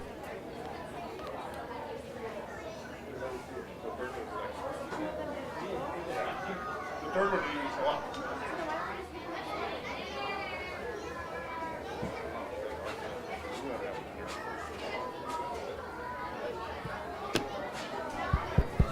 Okay, at this time, if I can please ask our Vice Principal Emerita, also our Principal Emeritus is already here, our Vice Principal Emerita, Sister Basra Abbas, to please come to the awards floor, as well as our 3 academic department heads, Sister Kulsum Abbas, Sister Sadaf Jeffrey, and Sister Shamsa Nakvi.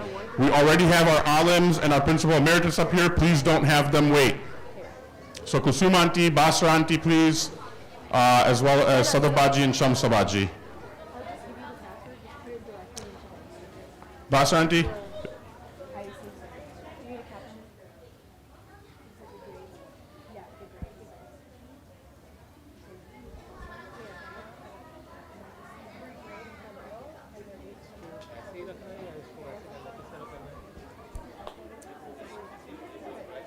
What about the medals? Medals are going to be all together because these are for participation. Yeah. So they're going to get their participation medals and then they're going to get their calls. So you want like a picture of the entire class with their like with the medals with the trophies done. Once that's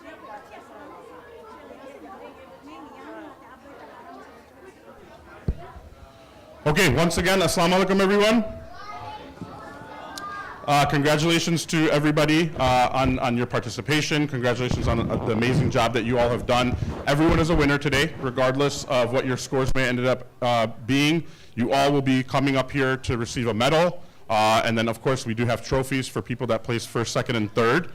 We, again, apologize for running a little delayed. There's several factors that come into play. The most important factor is your amazing projects. So you all caused the delay, right? You did such amazing projects that it took a little while for the judges to, of course, complete their judging. And of course, our alims, they already don't have enough time, but they needed to spend that time with your projects because you guys had such amazing information, so much wealth of knowledge to share, even with our alims. It's not like our alims know everything, right, Milana? Like, they don't know everything, but you were teaching them today. So several factors caused the delay, but you all should be proud of yourself because of the knowledge that you were giving off to all of the guests. It took a little longer to get through all the projects, and we didn't want to delay Namaz too much longer either. So just to introduce our the people that will be handing out the awards, of course, our alims don't need any introduction. We have our alims up here who will be handing out the trophies and medals. We also have our Principal Emeritus, Brother Sayyid Samar Abbas over here. And then on the ladies' side, we have our Vice Principal Emerita, Sister Basra Abbas, and our 3 academic department heads, Sister Kulsum Abbas, Sister Sadaf Jeffrey, and Sister Shamsa Nakvi. They will help hand out the awards to the females. At this time, I will ask our alim to come up and just give a short message to all of the participants and to everyone here today.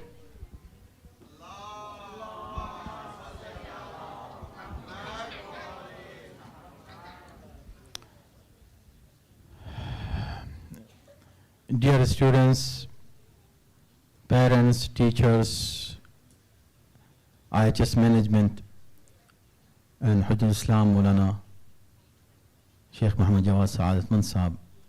Assalamu alaikum wa rahmatullahi wa barakatuh. أعوذ بالله من الشيطان الرجيم بسم الله الرحمن الرحيم الحمد لله رب العالمين والصلاة والسلام على سيدنا ونبينا ومولانا أبي القاسم محمد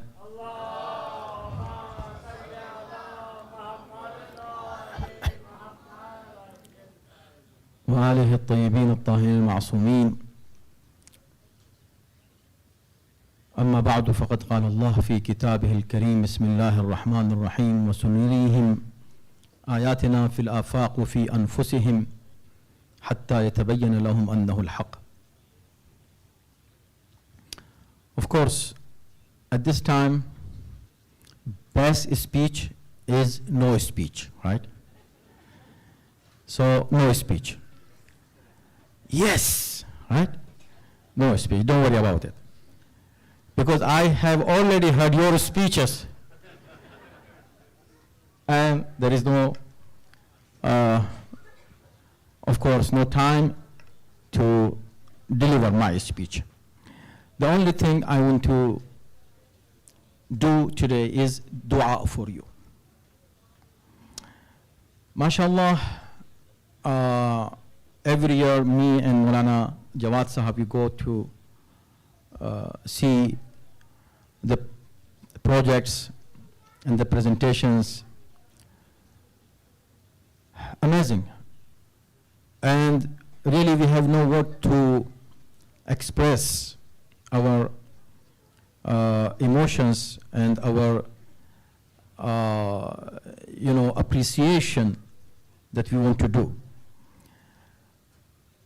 What I thank Allah subhanahu wa ta'ala for is this, that once you do this project, I noticed that all the students that tried their best to do their projects on the topics the best way possible. They tried their best and they did great.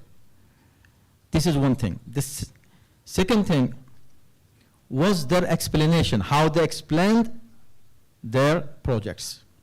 It shows their research that they have done in doing those, preparing those projects, then the knowledge of their projects and how to explain it. It's very good. But one thing is remaining, and this is what I want to share with you, and I'm done.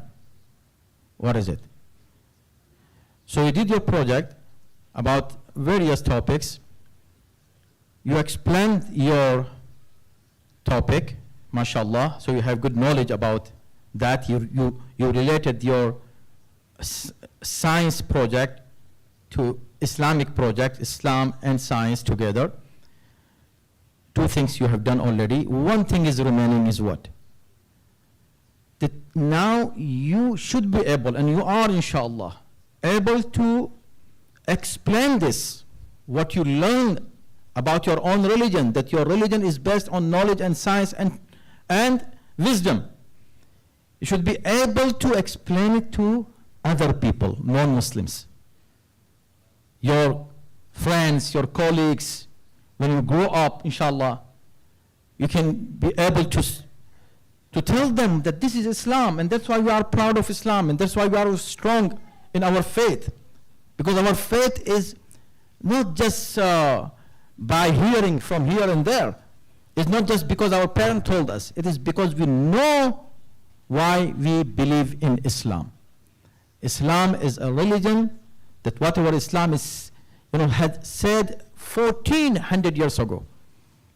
14 centuries, more than 14 centuries. Now, human beings are discovering those things, and still they are not reaching there.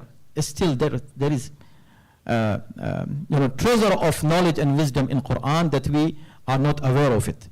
As the human being, as the science, as the technology will advance, people will know more about Quran and about the knowledge and teachings of Ahlul Bayt alayhi salatu wasalam. So alhamdulillah, we thank Allah for giving us the knowledge of Quran and the love of Ahlul Bayt alayhi salatu wasalam. And this makes us unique Muslims and human beings.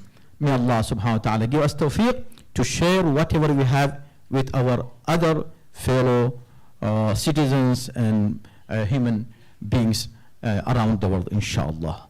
Salawat Muhammad wa ali Muhammad.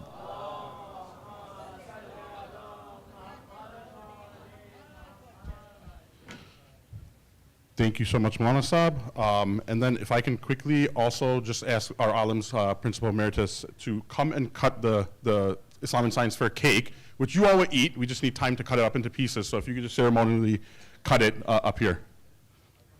All three of you can come up. Ladies, you can eat the cake. Let them cut it. Usually you guys are cutting and they're eating. Today they'll cut for you and you'll eat.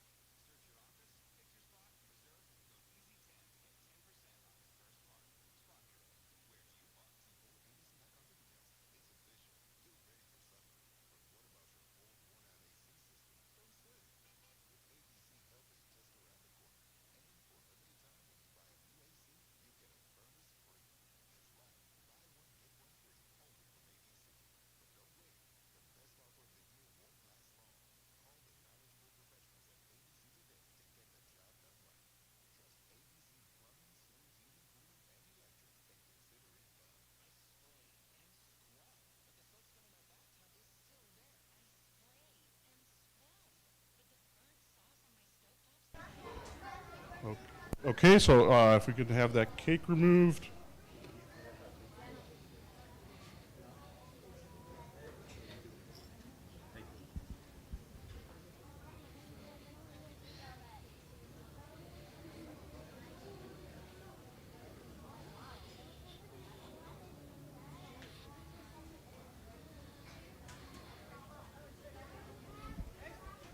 Okay, sorry everyone. Had to get a couple of pictures of the award table before it starts going out to all of you. Okay, so what we're going to do, we're going to flip things around a little bit. Usually we get right away to the participant medals. We want to recognize our judges right away. Of course, it took a little long, so the judges, some of them had to leave. Some of them still may have to leave in the next 10 minutes, so we want to make sure we recognize all of them. You all get to appreciate them as well, and you can see who all the judges were. So at this time, I will read off the judges list. If I can please have the ladies give the gifts to the lady judges, and of course our alims, the judges, to the male judges. Let me pull this list up. And judges, if you are here, please come up as your name is announced. Males, you can come onto this side, of course, where the Malana is, and ladies, please come onto this side. So let me put this in order. Yeah. All of them? Okay, so for kindergarten through first grade judges, we had Sister Anita Rizvi and Sister Sakina Gatala. If you're here, please come up and keep coming up, so stay up here. For second grade, we had Sister Maryam Iqbal and Sister Yasmin Khan. For third grade, we had Sister Saika Abbas and Sister Sakina Nakvi. So I think Saika and Sister Sakina, you're up here. And then for fourth grade, we had Brother Rizwan Haider and Brother Zaki Nakvi. Then for fifth grade, we had Sister Masuma Razvi and Brother Syed Amar Rizvi. If you both can come up here, please, if you're here still. And then for sixth and eighth grade, we had Dr. Zain Hussain and Dr. Zahra Jafri. For seventh grade, we had Dr. Ahmed Zadi and Dr. Fatma Haider. And then for 9th through 11th grade, we had Dr. Zainab Hussain and Dr. Zishan Badr. So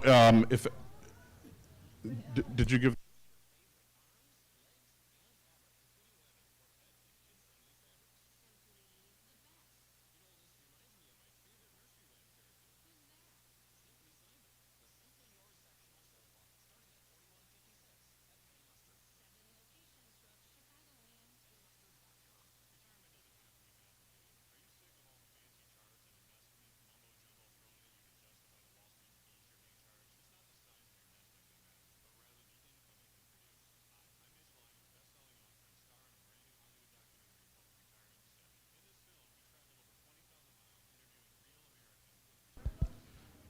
again, these are just the judges that are still here. A lot of the judges did have to leave due to time constraints, so we were able to give them their gift of appreciation. Hopefully they were able to eat some lunch downstairs as well, but the ones that are here, thank you so much again for your time. Thank you for all of the hard work that you did. It's not easy evaluating all of these projects, such great projects. It makes it very difficult. So thank you again, judges, and we hope you'll appreciate your small token of appreciation that we've gotten you.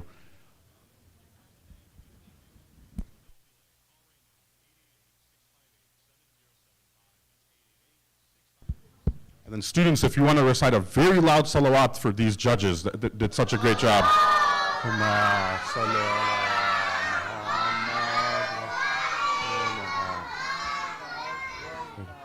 And I also want to recognize Kulsumanti, the judge of the judges. She's the one who recruited all of our judges, so thank you, Kulsumanti, for being the Supreme Court Justice.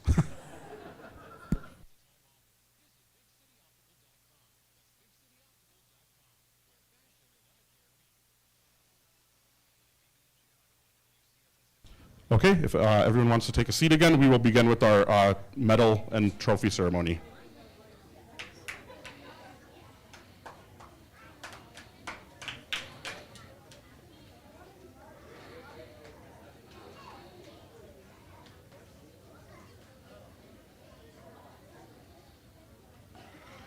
Okay, so what we're going to do now, most of you should already know this. We do this every year, and now we do it twice a year for the art exhibition as well as now for the Islam and Science Fair. We will announce your names by grade. As you hear your name, make sure you're listening out for your name. If you're talking, you're not going to hear your name, and this is going to take longer. So be quiet, listen for your name. As soon as your name is called up, please walk up here. If you're a boy, of course, shake the alim's hands, our principal emeritus. If you're a girl, please shake the ladies' hands. They will give you your medal, and we'll also present the trophies at the same time. Again, with us running short on time, we're not going to have you come and get your medal, send you back, and then do a trophy ceremony separately. You will get your medal and your trophy if you won one. With your group up here, we'll do a group picture for that grade, and then you'll go sit back down. Please be silent for the other grades. So again, kindergarten, you're lucky, you get to go right away. First grade, you get to go right away. We need to make it all the way down to 11th grade. You all need to respect each grade and give them that time and respect and that honor as they're announced. Okay? You're not going to do it. No one said okay. Okay? Yes? And then the parents okay? Because it's not just the kids that get loud. Parents get loud too, so it's not like, we're telling only the students. So, okay. All right, beginning with kindergarten, if we can have everyone please stand, and then Milanas, if you want to come onto this side.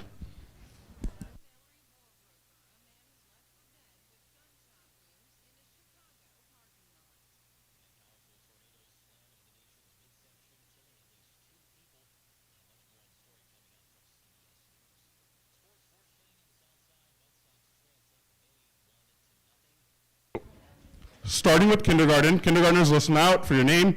We have Hasnan Raza and Sayyida Abiha Zadi in kindergarten that participated. So Hasnan Raza and Sayyida Abiha Zadi, come and shake hand in front and go in front of Malana, and Malana will put the medal on you, and Basranti on that side will put the medal on you. And stay up here. Hasnan, stay up here. Make sure you stay there. We're going to give you trophies too. Okay, and then if we can hold a picture until they get their trophy, okay? Ansar bhai. Ansar bhai.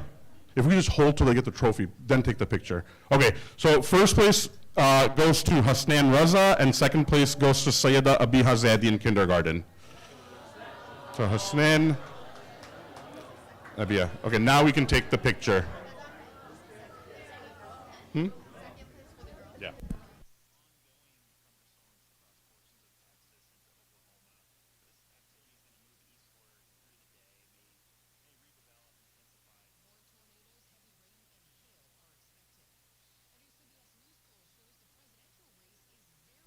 First graders, you're up now. In first grade, we have Ali Mehdi Abidi, Heather Zahidi, Kamal Sayyad, Maryam Zahra Ali, Mohsen Zahidi, and Sakina Rizvi. So again, first we'll get the medals on, then I will announce the first, second, third place winners, and then you all can take your photos.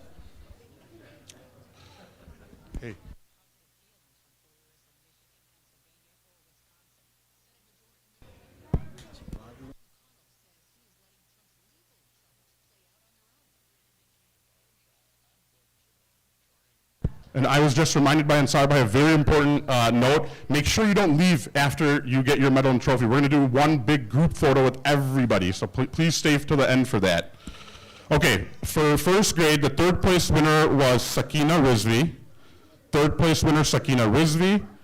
Second place winner, Kumal Sayyad. And first place winner, Alim Hadi Abadi.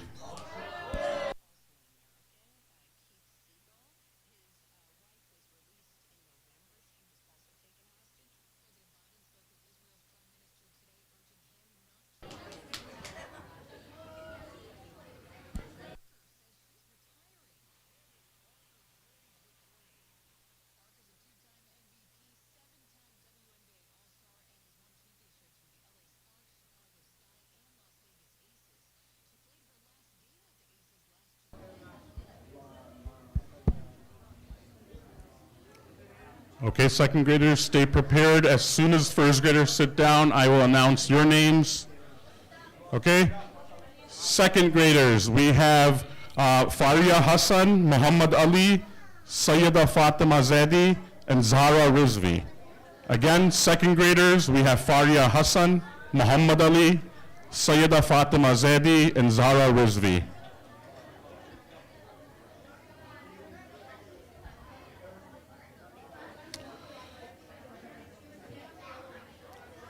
Okay? And the winners, third place, we have Muhammad Ali. Third place, Muhammad Ali. Second place, Faria Hassan. Again, second place, Faria Hassan. And first place, with a perfect score of 200, is Zahra Rizvi. So Zahra Rizvi, first place, and alhamdulillah, she got a perfect score, the highest score you can achieve, which is 200. Hey,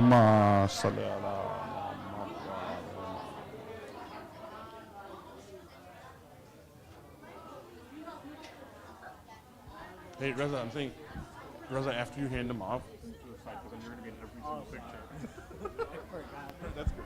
As soon as you get onto the side, too. Okay, third graders, are you ready? There's a lot of you, third graders. Okay, we have Abdullah Ali, Ali Abbas, Ali Heather, Fatima Maryam, Fatima Narjis Abidi, Sakina Zahra Muhammad, Shazil Abbas, and Sayyid Ali Heather Rizvi.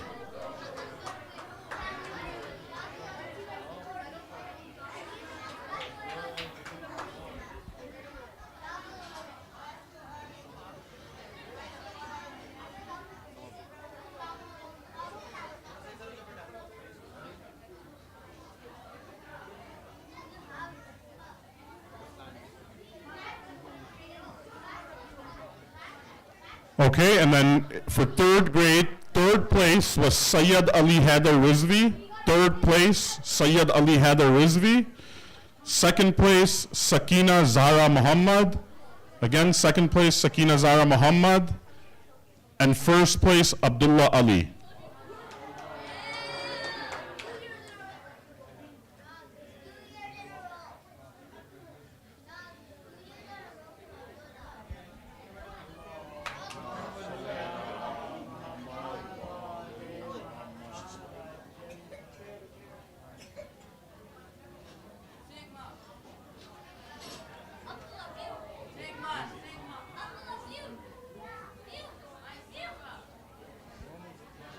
Okay, fourth graders. Allahumma salli ala Muhammad wa ali Muhammad. Okay, fourth graders, we have Batul Zainab Hussain, Maryam Abbas, Sayyid Abbas Heather Rizvi, Sayyid Qasim Heather, and Wafai Abbas Shiraz.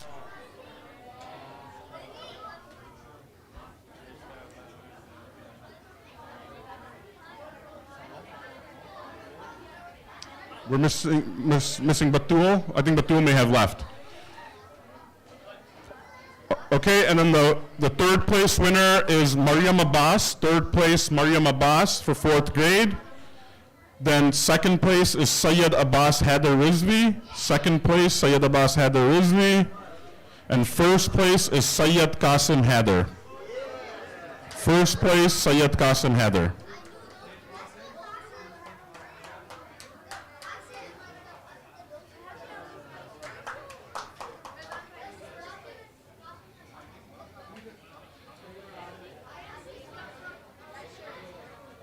First place was Sayyid Qasim Haider. Sayyid Qasim Haider is first place.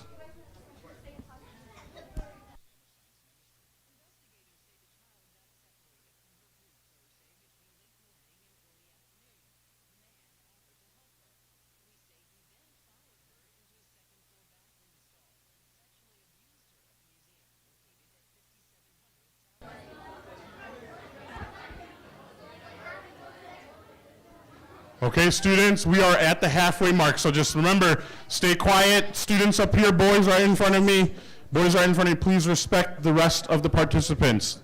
They quietly watched you get your medal and your trophies. Please quietly watch them. I know you're very excited. Don't try to take a bite out of that. It's not chocolate. It's not real gold either.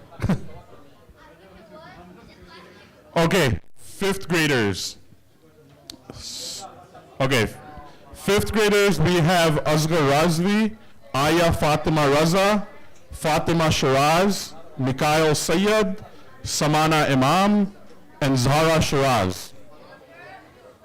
Again, Asghar Razvi, Aya Fatima Raza, Fatima Shiraz, Mikhail Sayyid, Samana Imam, and Zahra Shiraz, all from fifth grade.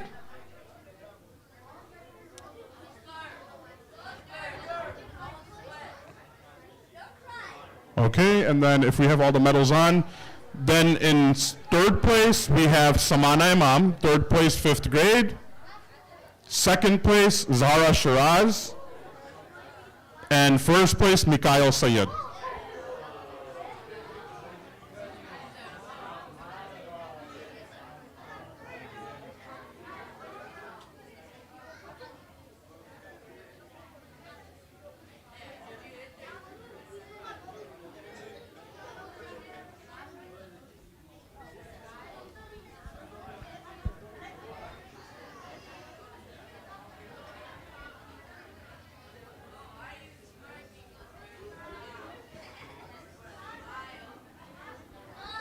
Okay, boys, you guys are being very loud. Girls are pretty quiet, but boys, you guys are being very loud.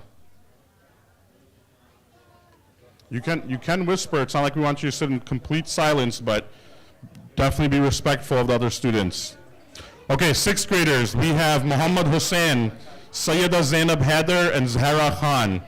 Again, Muhammad Hussain, Sayyida Zainab Haider, and Zahra Khan.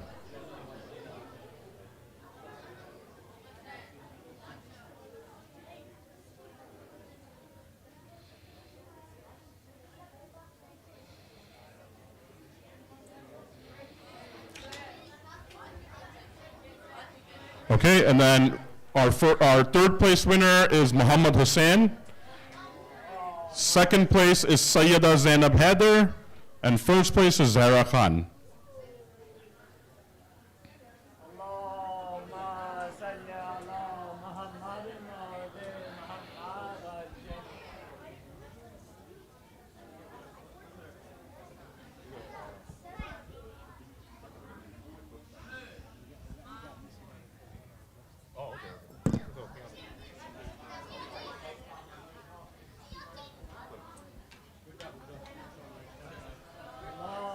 Okay, seventh graders, we have Ali Asghar Muhammad, Azan Mehdi, Basirat Fatima, Mehdi Hussain, and Rida Zahidi.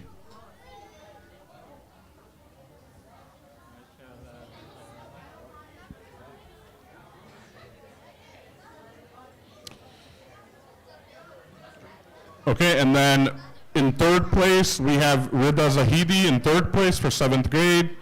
Second place, Ali Asghar Muhammad. And first place, Mehdi Hussain. Salli ala Muhammad wa ali Muhammad.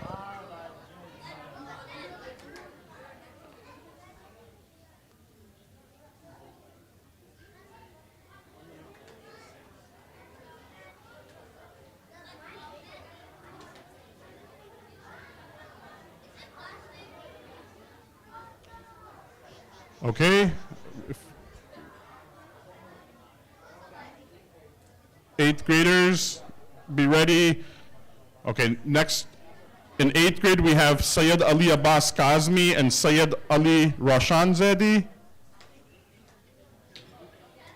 And they both collaborated on their project, so they are both first place winners. There was no competition, so they both will receive first place, although one of you will get a second place trophy since we didn't know you're partnering. So that's between you two on who gets first and second, but you did not notify us that you're collaborating, which is also a special exception. So we technically don't allow partners.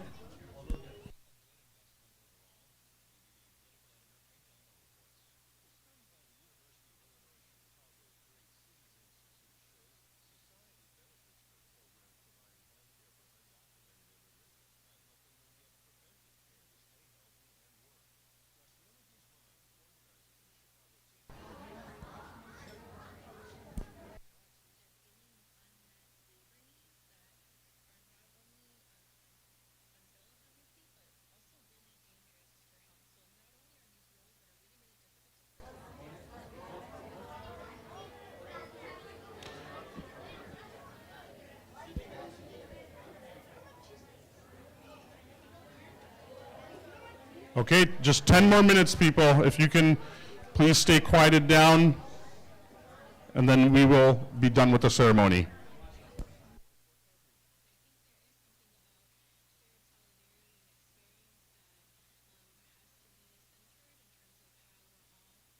Still more to go, Mlana. Okay, then for 9th grade, we have Alisa Abbas, Khatija Razvi, and Sakina Rizvi, who also collaborated together on a project. It's hard to get the older students to participate. We're happy that these students did participate, even if they all collaborate together. They're all first place winners. So again, they can all get a first place trophy. They did let us know that they're going to be collaborating on one project together. So we do have trophies for all three of you.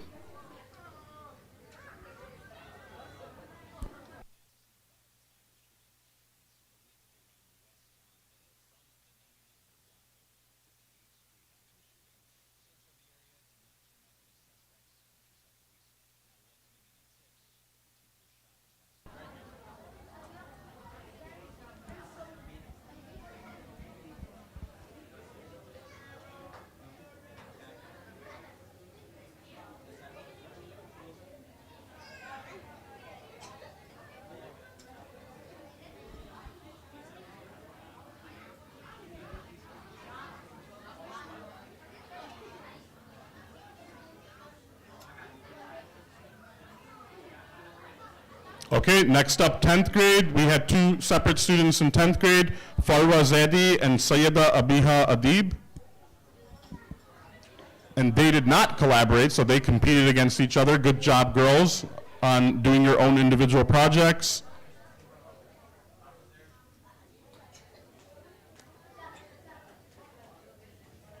And then in second place, we had Farwa Zadi, and first place, Sayyida Abiha Adib.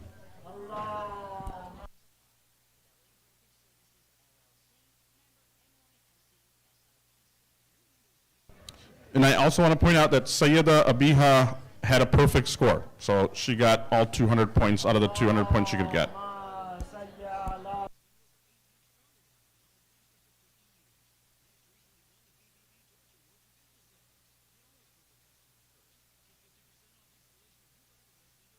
And our final grade and final participant in 11th grade, Khatija Ali. Thank you, Khatija, for being the one and only participant in 11th grade and representing 11th graders so well always. Each year, Khatija participates in various programs for the school. So Khatija, thank you so much for everything that you do as a student and to participate in all the events that you can. You very well deserve this award. And she gets first place. Of course she gets first place. Even if she had competition, I'm pretty sure she may have gotten first place. So you deserve this. She also has a perfect score. So again, Huma salli ala Muhammad wa ali Muhammad. Any of the students or projects where people collaborated where you saw only one, even if they didn't have competition, the judges still evaluate them. So they still get scores. So Khatija, she didn't have competition, but she still got a perfect score all by herself. Okay, so now if we can have everyone come up with your trophy and medals, we'll take one group picture. Oh, sorry. One special recognition for a student that participates every year. This year he wasn't able to participate, but we want to recognize a very special student in 3rd grade, Kamal Abbas Shiraz, who we want to give an award to. Kamal, where are you? Salli ala Muhammad wa ali Muhammad. Kamal usually always participates in all the events, the Islam and Science Fair, As-Sadiq Art Exhibition. Salli ala Muhammad wa ali. And we're looking forward to Kamal making a full comeback and participating in all the events just like he used to. Thank you, Kamal, for being here today. Thank you so much. We really appreciate and we're very happy that you're here today. A loud salawat for Kamal. Allahumma salli ala Muhammad wa ali Muhammad. Kamal, we're looking forward to your full-time return and your full-time projects coming back to these events. Now, at this time, I will ask everyone, please come up where you were with your trophies and medals. We'll do one really large group picture with everyone. So please come up here. Judges, if you're in the room still, you come up here as well. We want you to stand as well with the students since you all helped evaluate them. We want you to be in the picture with them, but all students, please come in with your medals. Taller students in the back, for older students in the back, younger, shorter students in the front. Judges, any judges still here, please come and stand.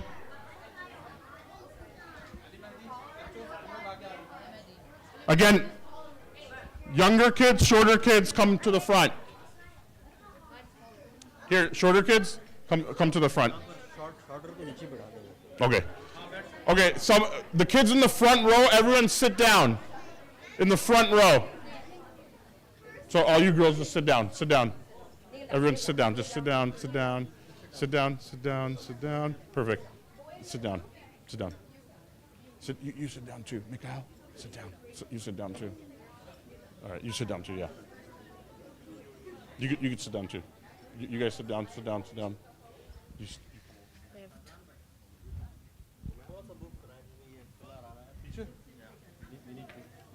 Oh, पीछे. Oh, okay. तो क्या पीछे करवाऊं?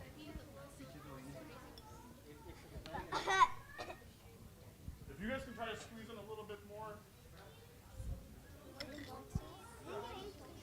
Don't worry, we have Summer and Basra auntie here. They can be next to each other, so they're the division. Sorry.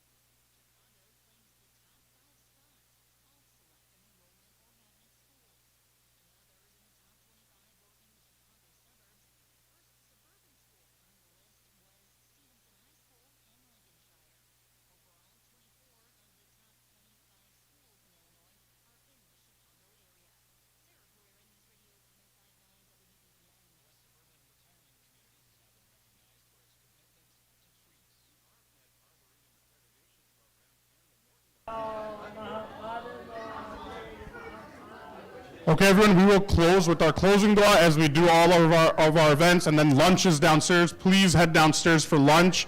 Make sure you eat some lunch. There's a lot of lunch. One quick thank you to all the administrative team that helped out, especially Raza Mojas, Kulsum Razvi, Maryam Iqbal, Hadi Hadri, Ashtar Kazmi, and the rest of you, Ali Abbas, who did all the YouTube live streaming. Thank you again. Without all of you, we cannot do this event. Thank you so much. Please stay for our closing dua. A loud salawat.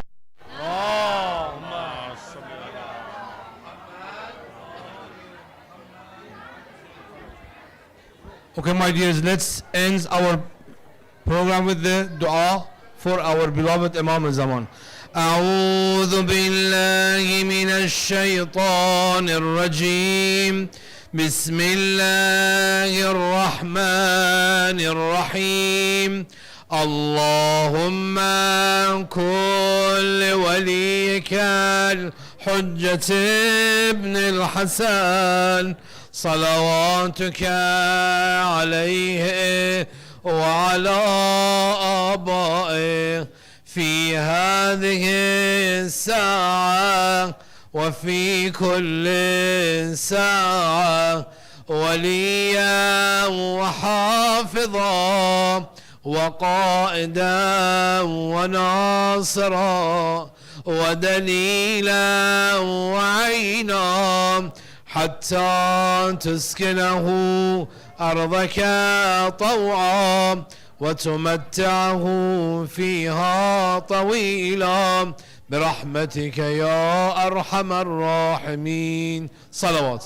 اللهم صل على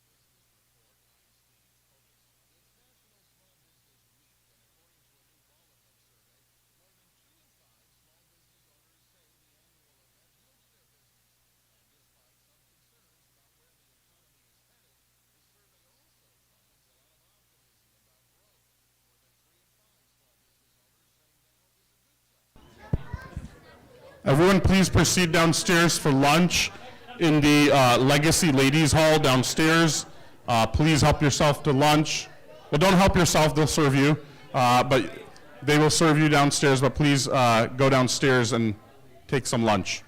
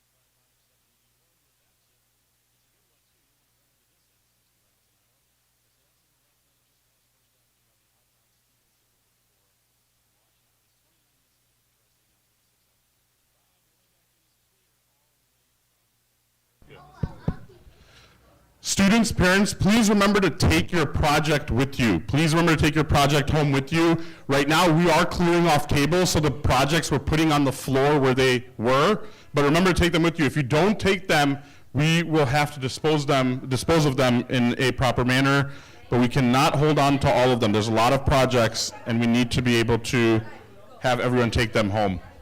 Hey,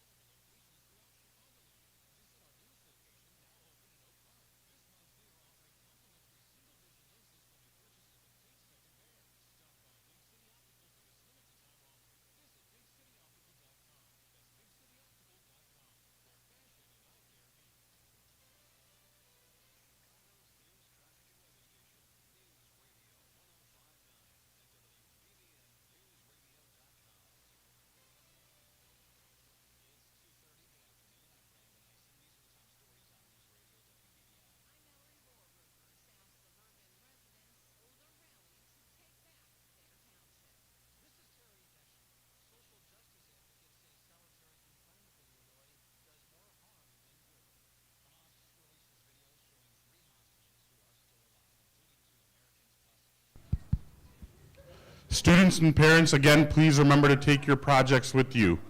Again, we are clearing tables off, so projects will be put on the floor near where you were, so you will find your project where it was, just not on the table. Please do take it home, or we will have to recycle